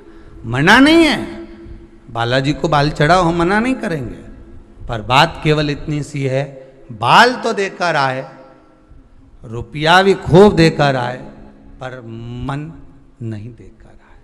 भगवान कहता है मुझे इन सब वस्तुओं से ज्यादा प्रिय है तेरा निर्मल मन, तेरा स्वभाव, तेरा भाव। मुझे दिल चाहिए, बस हृदय चाहिए।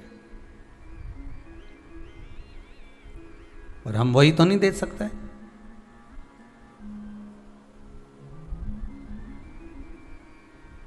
कई कई जगह पर बहन भाई को राखी बांधने जाए नहीं, तो भी बहन तो बहुत दिल लेकर चली जाए कि अब चलो, सियोर वाला महाराज बोला है तो कम से कम अपन चली भी जाए।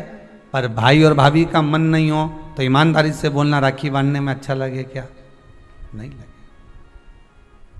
फिर बहन भी सोचे इससे तो मैं भगवान को राखी बांध देती है। कई जाते से भाभी का मुंह चढ़ गया, पारा ऊपर नीचे हो गया, मैं क्या करूं? फिर नहीं आई, मन नहीं दे पाए।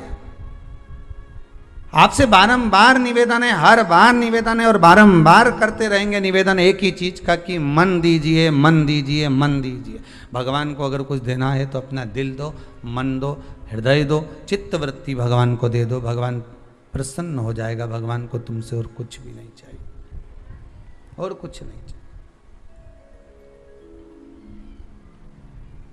मन के साथ, मन कब देता है व्यक्ति भगवान को?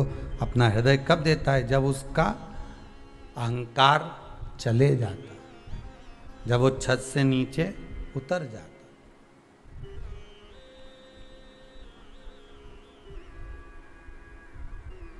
बहुत अभिमान है लोगों के, क्या कहें, इतना अहंकार।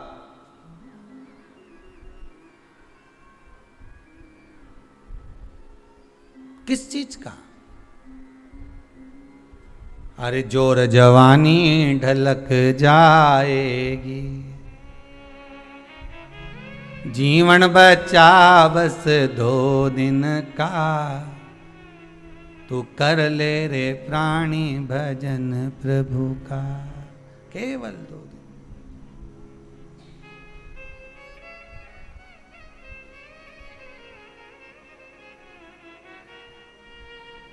नई नई दुल्हन रहनी तो वो के सब पूछे, छोटी लाड़ी, छोटी दुल्हन, उसके सब पूछे। अब जब वो पुरानी हो जाए तब कोई पूछे? अरे बोलो तो जम के कहीं नहीं पूछे। फिर तो लोग अभी तक नहीं थी ना तो भोजन का भी पूछा कि छोटी ने खाई कि नहीं खाई, भोजन करा कि नहीं करा। बड़ी हो जब पुरानी हो जाए तो कोई पूछे कि भोजन करा कि नहीं करा, बल्कि उल्टा इसको पूछना पड़े कि तूने भोजन करा कि नहीं करा। मम्मी जी आपने भोजन करा, काका जी ने भोजन कराया, चाचा जी ने भोजन कराया, फिर इसको पूछना पड़ता उल्टा भोजन कर। नए हो ना तो हो सकता है कि युवानी अवस्था में हो सकता है कि कभी कभी जब अवस्था ऐसी आ जाए, जब धन आसक्ति तृष्णा, जब बहुत सारा वैभव आ जाता है, बहुत सारा धन आ जाता है, बहुत सारी संपदा बढ़ जाती है, तो हो सकता है कि नई नई लाड़ी है, नई नई बहू है, तो हो सकता है कि पूछा ताछी ज्यादा हो रही हो। पर निवेदन है नहीं, अभिमान नहीं आना। अहंकार में 3 गए, धन वैभव और वंश, ना मानो तो देख लो रावण, कौरव और कंस, ये तीनों अभिमान में चले गए, अहंकार में चले गए। धन भी गया, वैभव भी गया, वंश भी गया, रावण भी गया, कौरव भी गया, कंस भी गया, सब अभिमान में चले गए, सारे अहंकार में चले गए, सब अभिमत्ता में चले गए, सारे गए।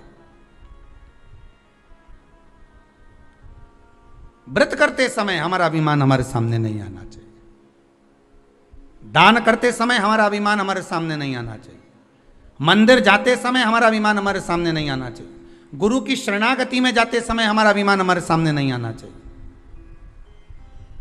ये लोगों को कहा जाता ना, जो लोग जब बहुत बड़े बड़े मंच लगते हैं, बहुत बड़े बड़े मंच लगते हैं, तब वहां से बोला जाता है श्रीमान श्री श्री 1008 श्री 108 श्री मठाधीश श्री पीठाधीश श्री ये बहुत सारा तो उनका नाम बोला जाता है, फिर इसके बाद उनका नाम आता है, उसमें पता ही नहीं पड़ता कि नाम कब निकल गया। उन नामों में पता नहीं चल पाता कि वो नाम जो असली नाम था उनका गया कहाँ है, वो नाम चला कहाँ गया। बस यही शिव महापुराण की कथा कहती है कि अभिमान के नाम के साथ में, अहंकार के साथ में तुम्हारा कितना बड़ा उदा है, कितना बड़ा पद है, उससे मतलब नहीं होता। महाराज निर्मल मन अगर आपका है, चित्तवृत्ति आपकी मन निर्मल है, तो भगवान को पाना, उसमें औधा ना निकालना।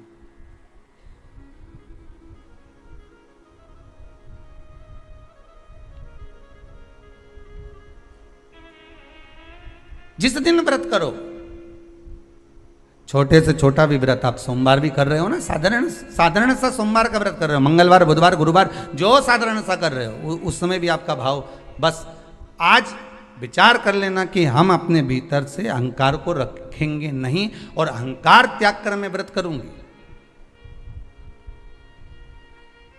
अब उठाओ व्रत की किताब, जितनी भी किताब आपके पास में अपनी अलमारी में रखी हो व्रत की। अभी थोड़े दिन बाद तीज का व्रत आने वाला होगा, हरतालिका तीज, बड़ी तीज, छोटी तीज, चतुर्थी, छठ, सब आएगी। सबकी किताब है तुम्हारे घर में, ऐसा नहीं है कि तुम्हारे घर में किताब नहीं हो।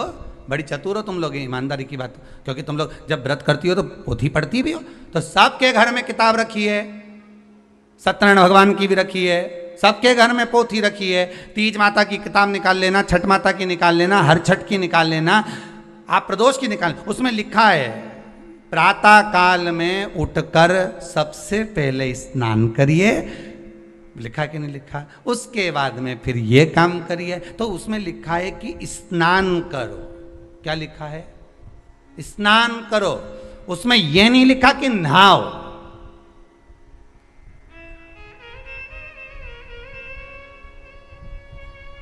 उसमें नहाने का नहीं लिखा, उसमें लिखा स्नान करिए।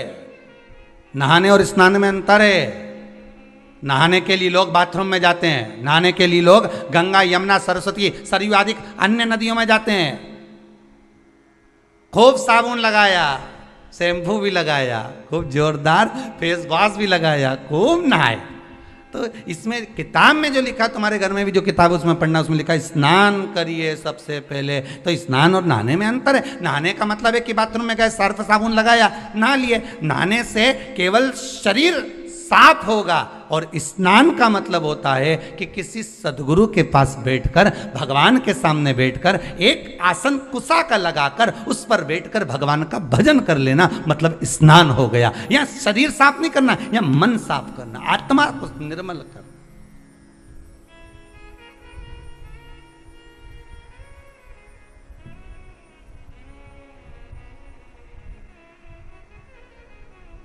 आपसे कोई पूछे ना कि आपके स्नान कब से कर रही हो, तो तुम बिल्कुल जवाब दे सकती हो, लगभग मैं 2 साल से कथा सुन रही हूँ, मतलब 2 साल से मैं स्नान कर रही हूँ, मतलब 2 साल से भगवान की भक्ति में लगी हूँ, तो वो स्नान ही तो है। भगवान की भक्ति को धारण करना स्नान ही तो है। नहाने और स्नान में अंतर है साहब। गए, बाल्टी में पानी भरा और शरीर पर डाल लिया, साबुन लगा लिया, ये केवल नहाना है, केवल नहाना। स्नान करिए। प्रदोष व्रत के अंदर लिखा हुआ है, व्रत करने वाले को ब्रह्म मुहूर्त में प्रातः के समय में स्नान करना चाहिए। जिसके यहाँ किताब होगी पढ़ लेना, ठीक है। स्नान करना चाहिए। फिर स्नान के बाद फिर कहा, फिर भगवान का उपासना करो, कुसा का आसन लगाओ, बैठो। कुसा जानते हो सब लोग? जितने लोग आस्था चैनल पर कथा सुन रहे, कुसा जानते हो कि नहीं जानते? डाब, कुसा, कुसा का आसन।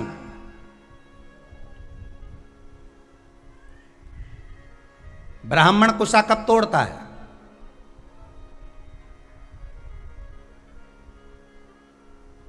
ये कुसा कब तोड़ी जाती है? केवल अमावस्या को, केवल अमावस्या। अन्य अमावस्या पर तोड़ेगा तो 1 महीने तक चलेगा।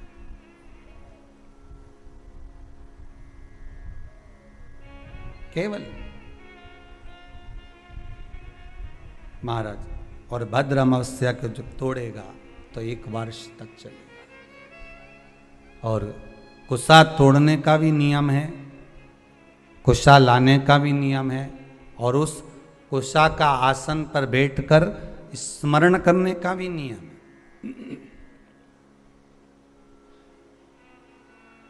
कुशा का आसन पर बैठने का भी नियम है। ये जो बाजार में जो कुशा के आसन मिलते हैं, आप अगर बोलकर बनवाएंगे कि हमको बिल्कुल ओरिजिनल कुशा का आसन चाहिए, हमको असली कुशा का आसन चाहिए, तो आपको प्राप्त होगा। जिनके चेहरे पर आंखों के नीचे कालापन हो जाता है, कुशा का आसन वहां भी काम आता है। कि आप थोड़ी देर, आधा घंटा, 20 मिनट, 25 मिनट जब भगवान की सेवा कर रहे हो, कुशा के आसन पर बैठ जाइए। आपको किसी क्रीम की जरूरत नहीं पड़ेगी, किसी आपको पाउडर की जरूरत नहीं पड़ेगी। आप कुशा के आसन पर बैठकर भगवान का भजन करो। जितनी देर बैठ सकते हो उतनी देर कुशा के आसन पर बैठो। 4 दिन, 8 दिन, 15 दिन कर कर देखना, आंखों के नीचे से कालापन समाप्त हो जाएगा। कुशा के आसन में वो तेज बल होता है कि नेत्र की ज्योति भी बढ़ा देता है। कुशा के आसन में वो बल होता है कि आदमी के नेत्रों पर जो चश्मा चढ़ा होता है वो तक समाप्त हो जाता है। पर लोगों ने कुशा का आसन हटा हटा कर आज के जमाने में नया नया ये सब मार्केट में जोरदार जोरदार आसन आए, टंगा रे, कपड़े का आसन मिल रहा है, ऊन का आसन मिल रहा है, इसका आसन मिल रहा है, तो लोग लो मना नहीं है, पर आसन पर भी तुम कुशा का आसन लगाओ। पर कुशा के आसन पर बैठकर जो तुम अनुष्ठान करोगे, कुशा के आसन पर बैठकर जो तुम भगवान चर्चा करोगे, उसका एक बल बढ़ता है। कुशा के आसन, कुशा क्या है? जब माता जानकी जी पृथ्वी में समा रही थी, भूमि में जा रही थी, राम जी ने रोकना चाहा, रुको जानकी, रुको सीते, सीते सीते करते करते राम जी भागे, सीता को पकड़ने ही वाले थे। माता सीता पृथ्वी में जाने लगी, केवल उनके केश जानकी जी के थोड़े से हाथ में आ गए।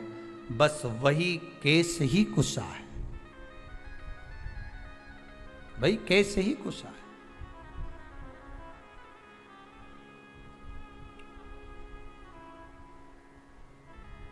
जिस दिन आपका मन कहीं नहीं लगे, बेचैनी अंदर से हो रही हो, भीतर से,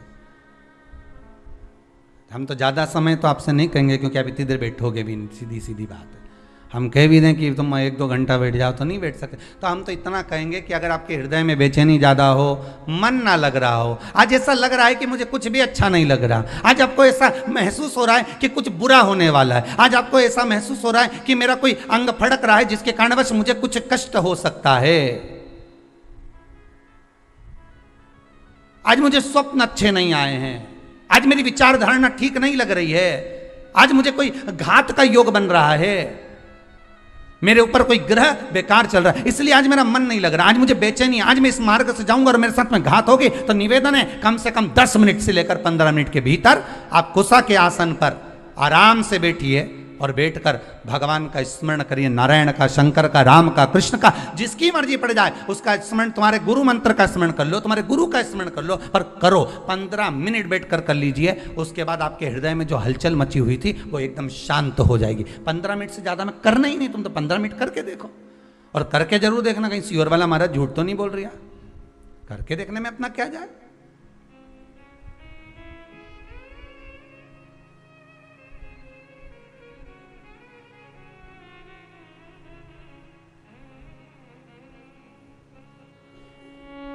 कर देखो 15 मिनट बैठ जाए, जब हृदय हलचल हो जाए, हृदय में कहीं मन चित्त वृत्ति सब डामाडोल हो रही हो, लग रहा हो कि आज कुछ बुरा होने वाला है, बैठ जाओ कुसा के आसन पर, बैठ जाइए।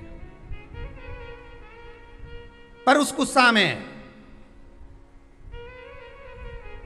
वस्त्र नहीं होना चाहिए। वस्त्र से मतलब जान लीजिएगा, बहुत अच्छे से कहेंगे, कुसा का जो आसन होता है उस आसन में चारों तरफ लाल कलर की लोग पट्टी लगा देते हैं, बहुत ध्यान दीजिएगा।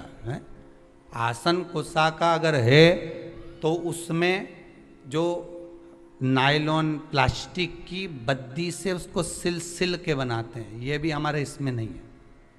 हम केवल कुसा के आसन की बात करते हैं, और कुसा का आसन अगर बना सकती है तो केवल घर की नारी ही बना सकती है।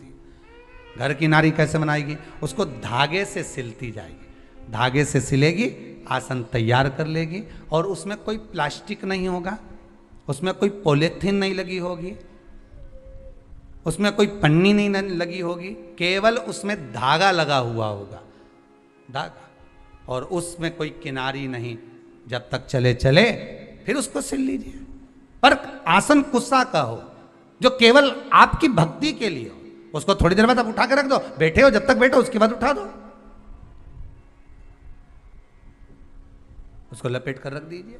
और होता है कहीं कहीं आपने दर्शन करा होगा, बिना किन्नौर का भी आसन आता है। आप लोगों को तो ज़्यादा मालूम होगा क्योंकि आप लोग मार्केट ज़्यादा घूमते रहते हो, तो बड़े बड़े मॉलों में जाते रहते हो, तो आप लोगों को तो ज़्यादा मालूम होगा कि कुसा का जो आसन होता है, उस कुसा के आसन की महत्वता को अगर व्यक्ति जानता है तो वो कुसा के आसन पर बैठकर भगवत भजन करेगा। कई लोग पूछते हैं, महाराज जी शंकर जी का भजन करना है तो कौन से आसन पर बैठना है, देवी जी का भजन करना है तो कौन से आसन पर बैठना है, लक्ष्मी जी को प्राप्त करना है तो कौन से आसन पर बैठना है, माला कौन सी जपना है, शंकर जी को जपना है तो कौन सी माला से जपना है, भगवान नारायण को जपना है तो कौन सी माला से जपना है, लक्ष्मी जी को जपना है तो कौन सी माला से जपना है। तो सीधा सीधा यहाँ तो शास्त्र में तो लिख दिया उन्होंने कि लाल कलर का आसन पे देवी जी की आराधना होती है, काले कलर के आसन पर शंकर की आराधना होती है, नारायण की आराधना कुसा के आसन पर होती है, तुलसी की माला से भगवान राम कृष्ण हरि का दर्शन आप स्मरण कर सकते हो, रुद्राक्ष की माला से शंकर और पार्वती का स्मरण कर सकते हो, कमल गट्टे की माला से आप लक्ष्मी का स्मरण कर सकते हो, हल्दी की माला से आप सरस्वती का स्मरण कर सकते हो। ये तो सब शास्त्रों में लिख दिया कि आप इस माला से इसको जप सकते हो, आप इसको प्राप्त कर सकते हो। पर अगर हमारे पास में कुछ भी नहीं है, कोई काला आसन नहीं, कोई लाल आसन नहीं, कोई ये आसन नहीं, तो आप कुसा का आसन, मात्र कुसा का आसन बिछा लीजिए, बहुत बस परमात्मा प्राप्त कर लेगा। जिस देवता को भाग दोगे, देवी को, देवता को, शंकर को, नारायण को, राम को, कृष्ण को, जिस देवता को आप भाग दे रहे हो उसको प्राप्त हो जाए। उद्यापन करते हो किसी व्रत का? बोलो हर हर महादेव। उद्यापन करते हो व्रत का? संकट सोमवार का व्रत करते हो तो उद्यापन करते हो, 16 सोमवार का व्रत करते हो तो उद्यापन करते हो, कोई भी व्रत आपने करा, संतोषी माता का करा, एकादशी का करा, प्रदोष का करा, तो उद्यापन करते हो। उद्यापन का मतलब क्या होता है?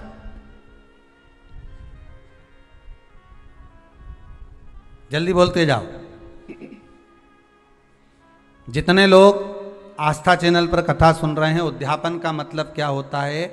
अगर आपसे कोई पूछेगा तो कहोगे कि जो व्रत करा उसका समापन करना। ठीक है, समापन करना मतलब कोई धार्मिक कार्य कर देना, हवन कर देना, पूजन कर देना, अभिषेक कर देना, मतलब उद्यापन हो गया। अभी सावन के महीने में लोगों ने अभिषेक करा तो उद्यापन करा होगा कि हमने इतने 1 महीने तक भगवान शंकर का अभिषेक करा, हमें उद्यापन करना, हवन करवा दिया, पूजन करवा दिया, हो गया उद्यापन। उद्यापन का मतलब क्या होता है? उद्यापन का महत्व क्या है? केवल कार्यक्रम जो एकादशी करी थी उसका उद्यापन कर दिया, चतुर्थी करी उसका उद्यापन कर दिया, चौथ माता का उद्यापन कर दिया, छठ माता का उद्यापन कर दिया, तीज माता का उद्यापन कर दिया, हमने ये वाली माता जी का उद्यापन। उद्यापन का मतलब है क्या? पंडित जी से पूछो तो कहेंगे उद्यापन कराना है महाराज जी। तो कह आप ये सामान लिया, उद्यापन हो जाए। उद्यापन होगा, सामान भी लाना पड़ेगा, पूजन भी होगा, हवन भी होगा, यज्ञ भी होगा, अनुष्ठान भी होगा, ब्राह्मण आएगा भी, पूजन भी कराएगा। पर उद्यापन का मतलब क्या है? उसका महत्व क्या है? पशुपतिनाथ का व्रत करो तो उद्यापन में 1 श्रीफल, 108 कोई भी दाने और 11 रुपए शंकर जी को समर्पित कर दिया, उद्यापन हो गया। उद्यापन का मतलब क्या है? हमने व्रत को पूर्ण कर दिया, इसका मतलब उद्यापन हो गया। अभी अभी ये बड़े बड़े जो तीज होते हैं ना, चतुर्थी आती है, कई माताएं उद्यापन करती है चतुर्थी का। हमारे यहाँ तो बहुत होता है, कई माताएं महिला मंडलों इकट्ठे हो के उद्यापन करती हैं। एक महिला मंडल ये इतने उद्यापन करेगी, फिर वो 16 उनको बुलाएगी, फिर 16 उद्यापन का मतलब है क्या?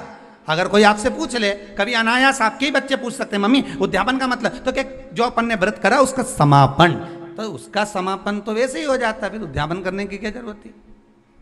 समापन का मतलब क्या होता है कि तुम एकादशी करते करते करते करते आओ, 26 एकादशी पूरी हो जाए, 27 पे छोड़ दो, हो गया उद्यापन। फिर तो उद्यापन का मतलब ये होता है, उद्यापन की महत्वता ये होती है कि आपने जो व्रत करा, इतने समय से आप एकादशी कर रहे हो, प्रदोष कर रहे हो, 16 सोमवार कर रहे हो, सोमवार का व्रत कर रहे हो, चतुर्थी का व्रत कर रहे हो, छठ का व्रत कर रहे हो, पंचमी का व्रत कर रहे हो, तीज का व्रत कर रहे हो, जो भी व्रत आप कर रहे हो उसका उद्यापन का मतलब होता है कि जो हमने व्रत करा, ये व्रत हमारा अभी इधर उधर घूमता रहा।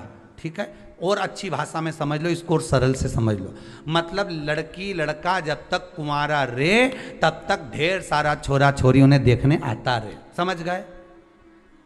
और ब्याह हो जाए फिर कोई देखने आए क्या? अरे बोलो तो जम के, नहीं आए नहीं। अगर छोरा छोरी को ब्याह हो जाए, लड़का लड़की का ब्याह हो गया, फिर तुम्हारे यहाँ कोई खबर आए क्या कि साहब छोरी के लिए हम लड़का भेज रहे हैं, तो कोई खबर करेगा? नहीं। ना जाने कहाँ से सूचना मिल जाती है कि उनकी छोरी का ब्याह हो गया, फिर संबंध भी नहीं आते, अपने आप कहना ही नहीं पड़े, सबके सूचना मिल गई। भले तुमने ये कोरोना में लॉकडाउन में शादी कर दी, भले तुम 40 आदमी को बुला के ब्याह कर दिया, पर सबको सूचना मिल गई। ना छोरे वालों के यहाँ से खबर आ रही छोरी के लिए, ना छोरी वालों के यहाँ से खबर आ रही छोरे के लिए कि साहब लड़का देखने आ रहे हैं या लड़की देखने ही नहीं, साहब कोई बोलेगा ही नहीं, क्योंकि अब तो सबको मालूम पड़ गया कि अब किसी ने खबर करी नहीं, किसी ने बोला नहीं। इसके बाद भी तुम्हारे सारे, तुम रह रही देवास में, इंदौर, मऊ, उज्जैन, सब दूर खबर हो गई, तो बताया किसने इनके कि हमारी छोरी की शादी हो गई, हमारा छोरा की शादी हो गई? बताया किसने? तो सूचना मिल गई। अब कोई नहीं देखने आएगा। अब छोरी जब से भटक रही, छोरा जब से भटक रहा, शादी नहीं हो रही, नहीं हो रही, नहीं हो रही, अब हो गई।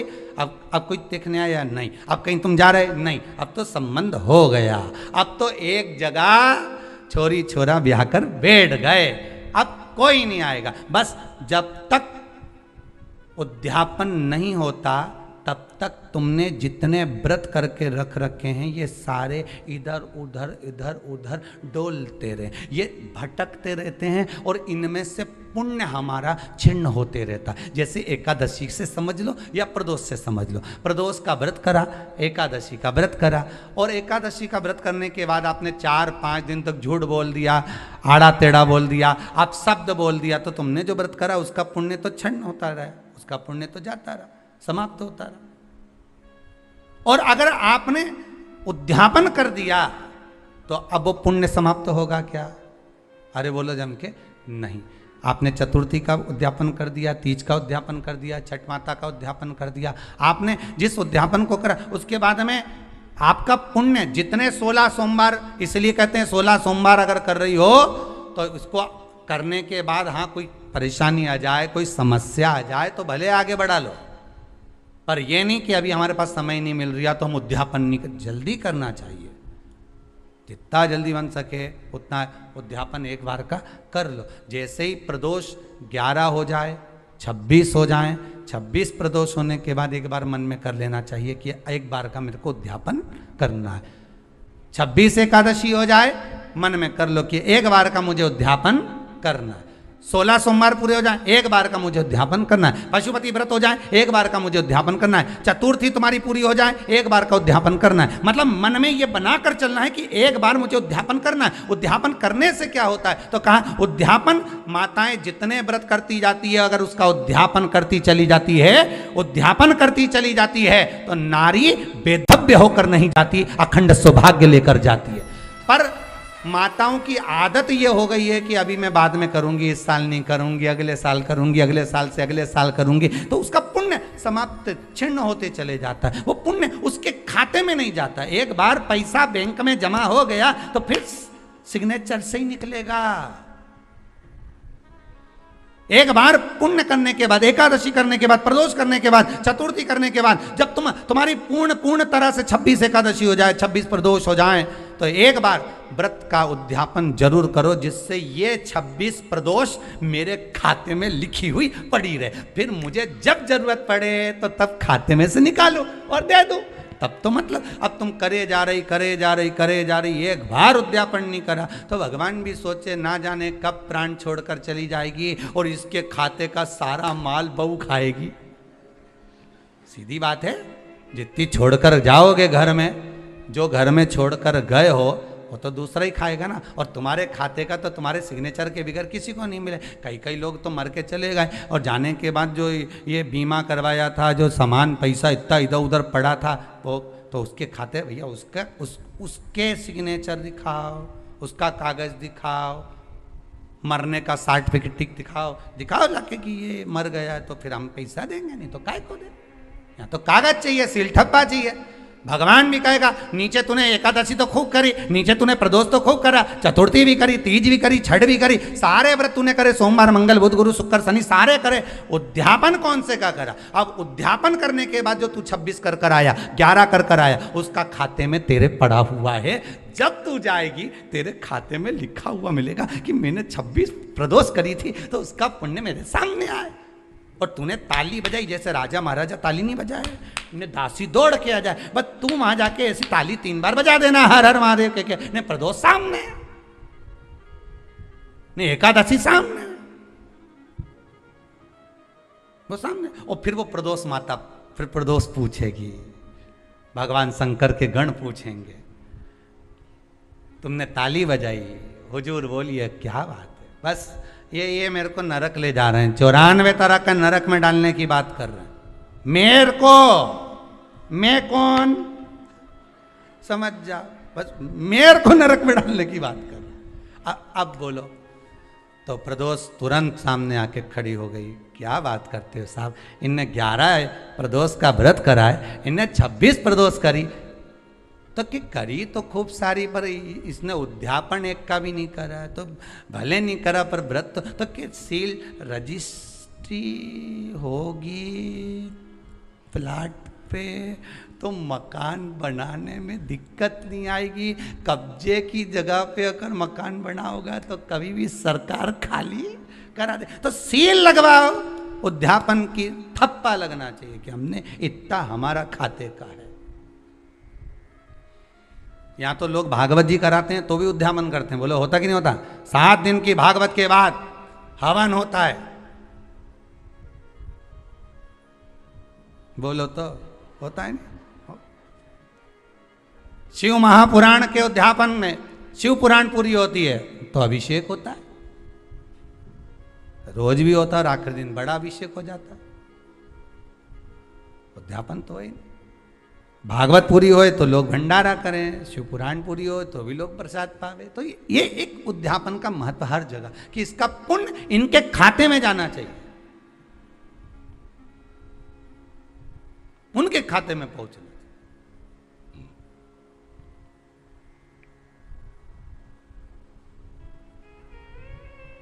पुण्य खाते में जाए ही नहीं। और तुम मन में विचार करके बेटी कितना एकादशी करूँ रे, मैं हमारी मम्मी इतना व्रत करे नहीं, चतुर्थी का करे नहीं, सोमवार का कर ले, बताओ गुरुवार का भी खूब कर दिए। तुम भी ऐसे हो, ना जाने कितने लोग आस्था पे कथा सुन रहे होंगे, कितने लोग फेसबुक यूट्यूब पर कथा सुन रहे होंगे, और ना जाने कितने साल से गुरुवार का व्रत कर रहे होंगे, पर एक बार उद्यापन नहीं करे। अब उद्यापन नहीं करे, ये इतना सारा गुरुवार का व्रत गया कहाँ? हम तो खूब करे। ऊपर जाते से तुम भगवान गुरु महाराज से लड़ोगे, बृहस्पति देवता से, क्यों हमारा व्रत कहाँ गया? हमने तो इतना करा था। बृहस्पति महाराज बोले करा तो था, पर सिल ठप्पा नहीं लगा था, कब्जे की जगह पे बैठे थे। जा धक्का मार निकाल दिया। अगर रजिस्ट्री होती तो बात दूसरी होती। हाँ, अगर रजिस्ट्री होती तो बात दूसरी होती। कब जाकर कर बैठे हो तो फिर नहीं हो सकता।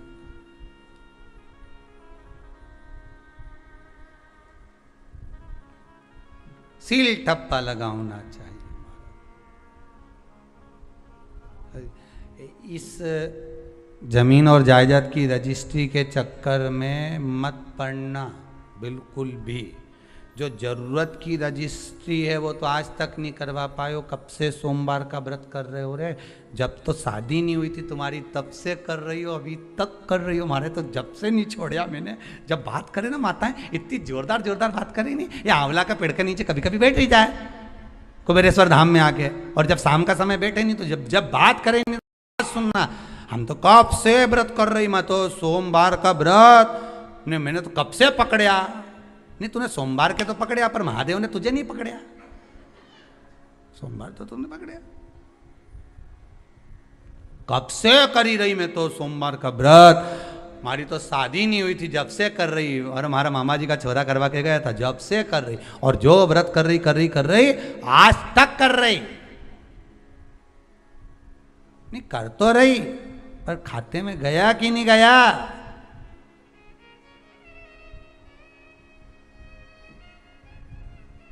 चेक तो करो कि तुमने जो विठले सेवा समिति को जो दक्षिणा दान दी है मंदिर के लिए, गौशाला के लिए, वृद्धाश्रम के लिए, भोजन भंडारे के लिए तुमने अमाउंट डलवाया है, वो सही जगह पहुंचा कि नहीं पहुंचा? पहले पूछो तो फोन लगा के ऑफिस में, क्यों महाराज जी आ गया कि नहीं आया? तब वो चेक करे तो फिर मैसेज करे तुम्हारे पास में कि यहाँ पहुंच गया, रसीद आ गई, यहाँ पहुंच गया, तो बात। अब मालूम पड़े तुमने डाल दिया और तुमने सोमवार का व्रत कर लिया और वो खाते में ही नहीं जुड़ेगा, तो मतलब क्या हुआ उसका थोड़ा तो फल तुम्हारे खाते में जाएगी। जीजियों कितनी मेहनत से करो रही तुम लोग, ईमानदारी की बात बताओ, कितनी मेहनत कर। ये भाई लोग शनिवार का व्रत कितनी मेहनत से करें, इनसे भूखा नहीं रिवाए तो भी दुकान पे निकाल के मूंगफली का दाना खा जाए, पर व्रत तो करे। भले वो किराना की दुकान में सामान निकाल के खा जाए, पर व्रत तो करे। मखाना निकाल ले, कभी बादाम निकाल ले। और लोग ग्राहक भी पूछे आज सेठ जी क्या भूख ज्यादा लग रही? नहीं, आज हमारा व्रत है। काहे का? शनिवार का। अच्छा, इतना में तो ग्राहक भी बोल जाए तुम्हें व्रत की क्या जरूरत है, तुम शनि से कम हो क्या? तो बोल व्रत करो।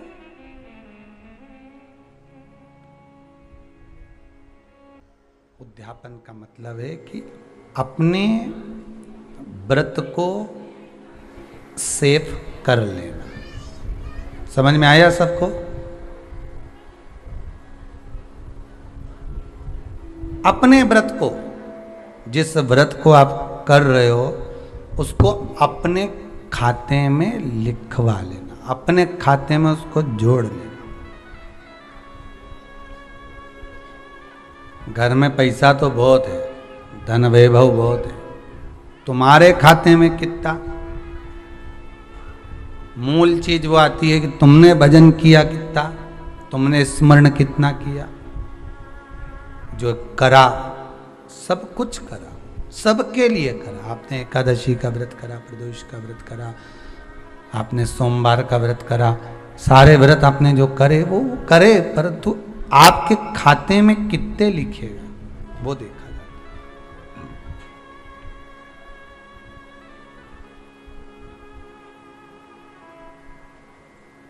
वैसे तो मुझे उम्मीद है, हमको इस व्यासपीठ से तो उम्मीद है कि आप लोगों ने सबने जितने व्रत आप करती हो तो अध्यापन जरूर करे होंगे। वैसे तो सब लोग जो समझदार हैं वो तो करते ही करते हैं, उनको तो मालूम ही होगा।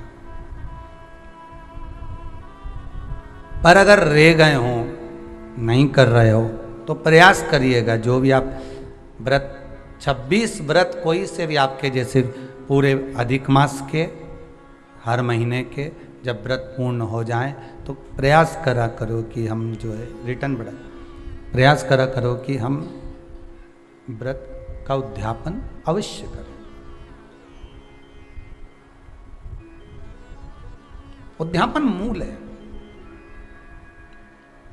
प्रदोष व्रत करने वाले को प्रदोष के दिन प्रयास करना चाहिए कि रात्रि के समय पर आधा घंटा, 10 मिनट, 20 मिनट जागरण करे। जागरण मतलब थोड़ा भगवान का भजन कर ले।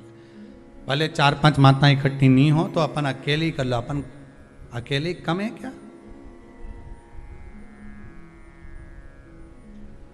भाई? अपन कम पड़े। आराधना अकेले भी करो, जागरण करो।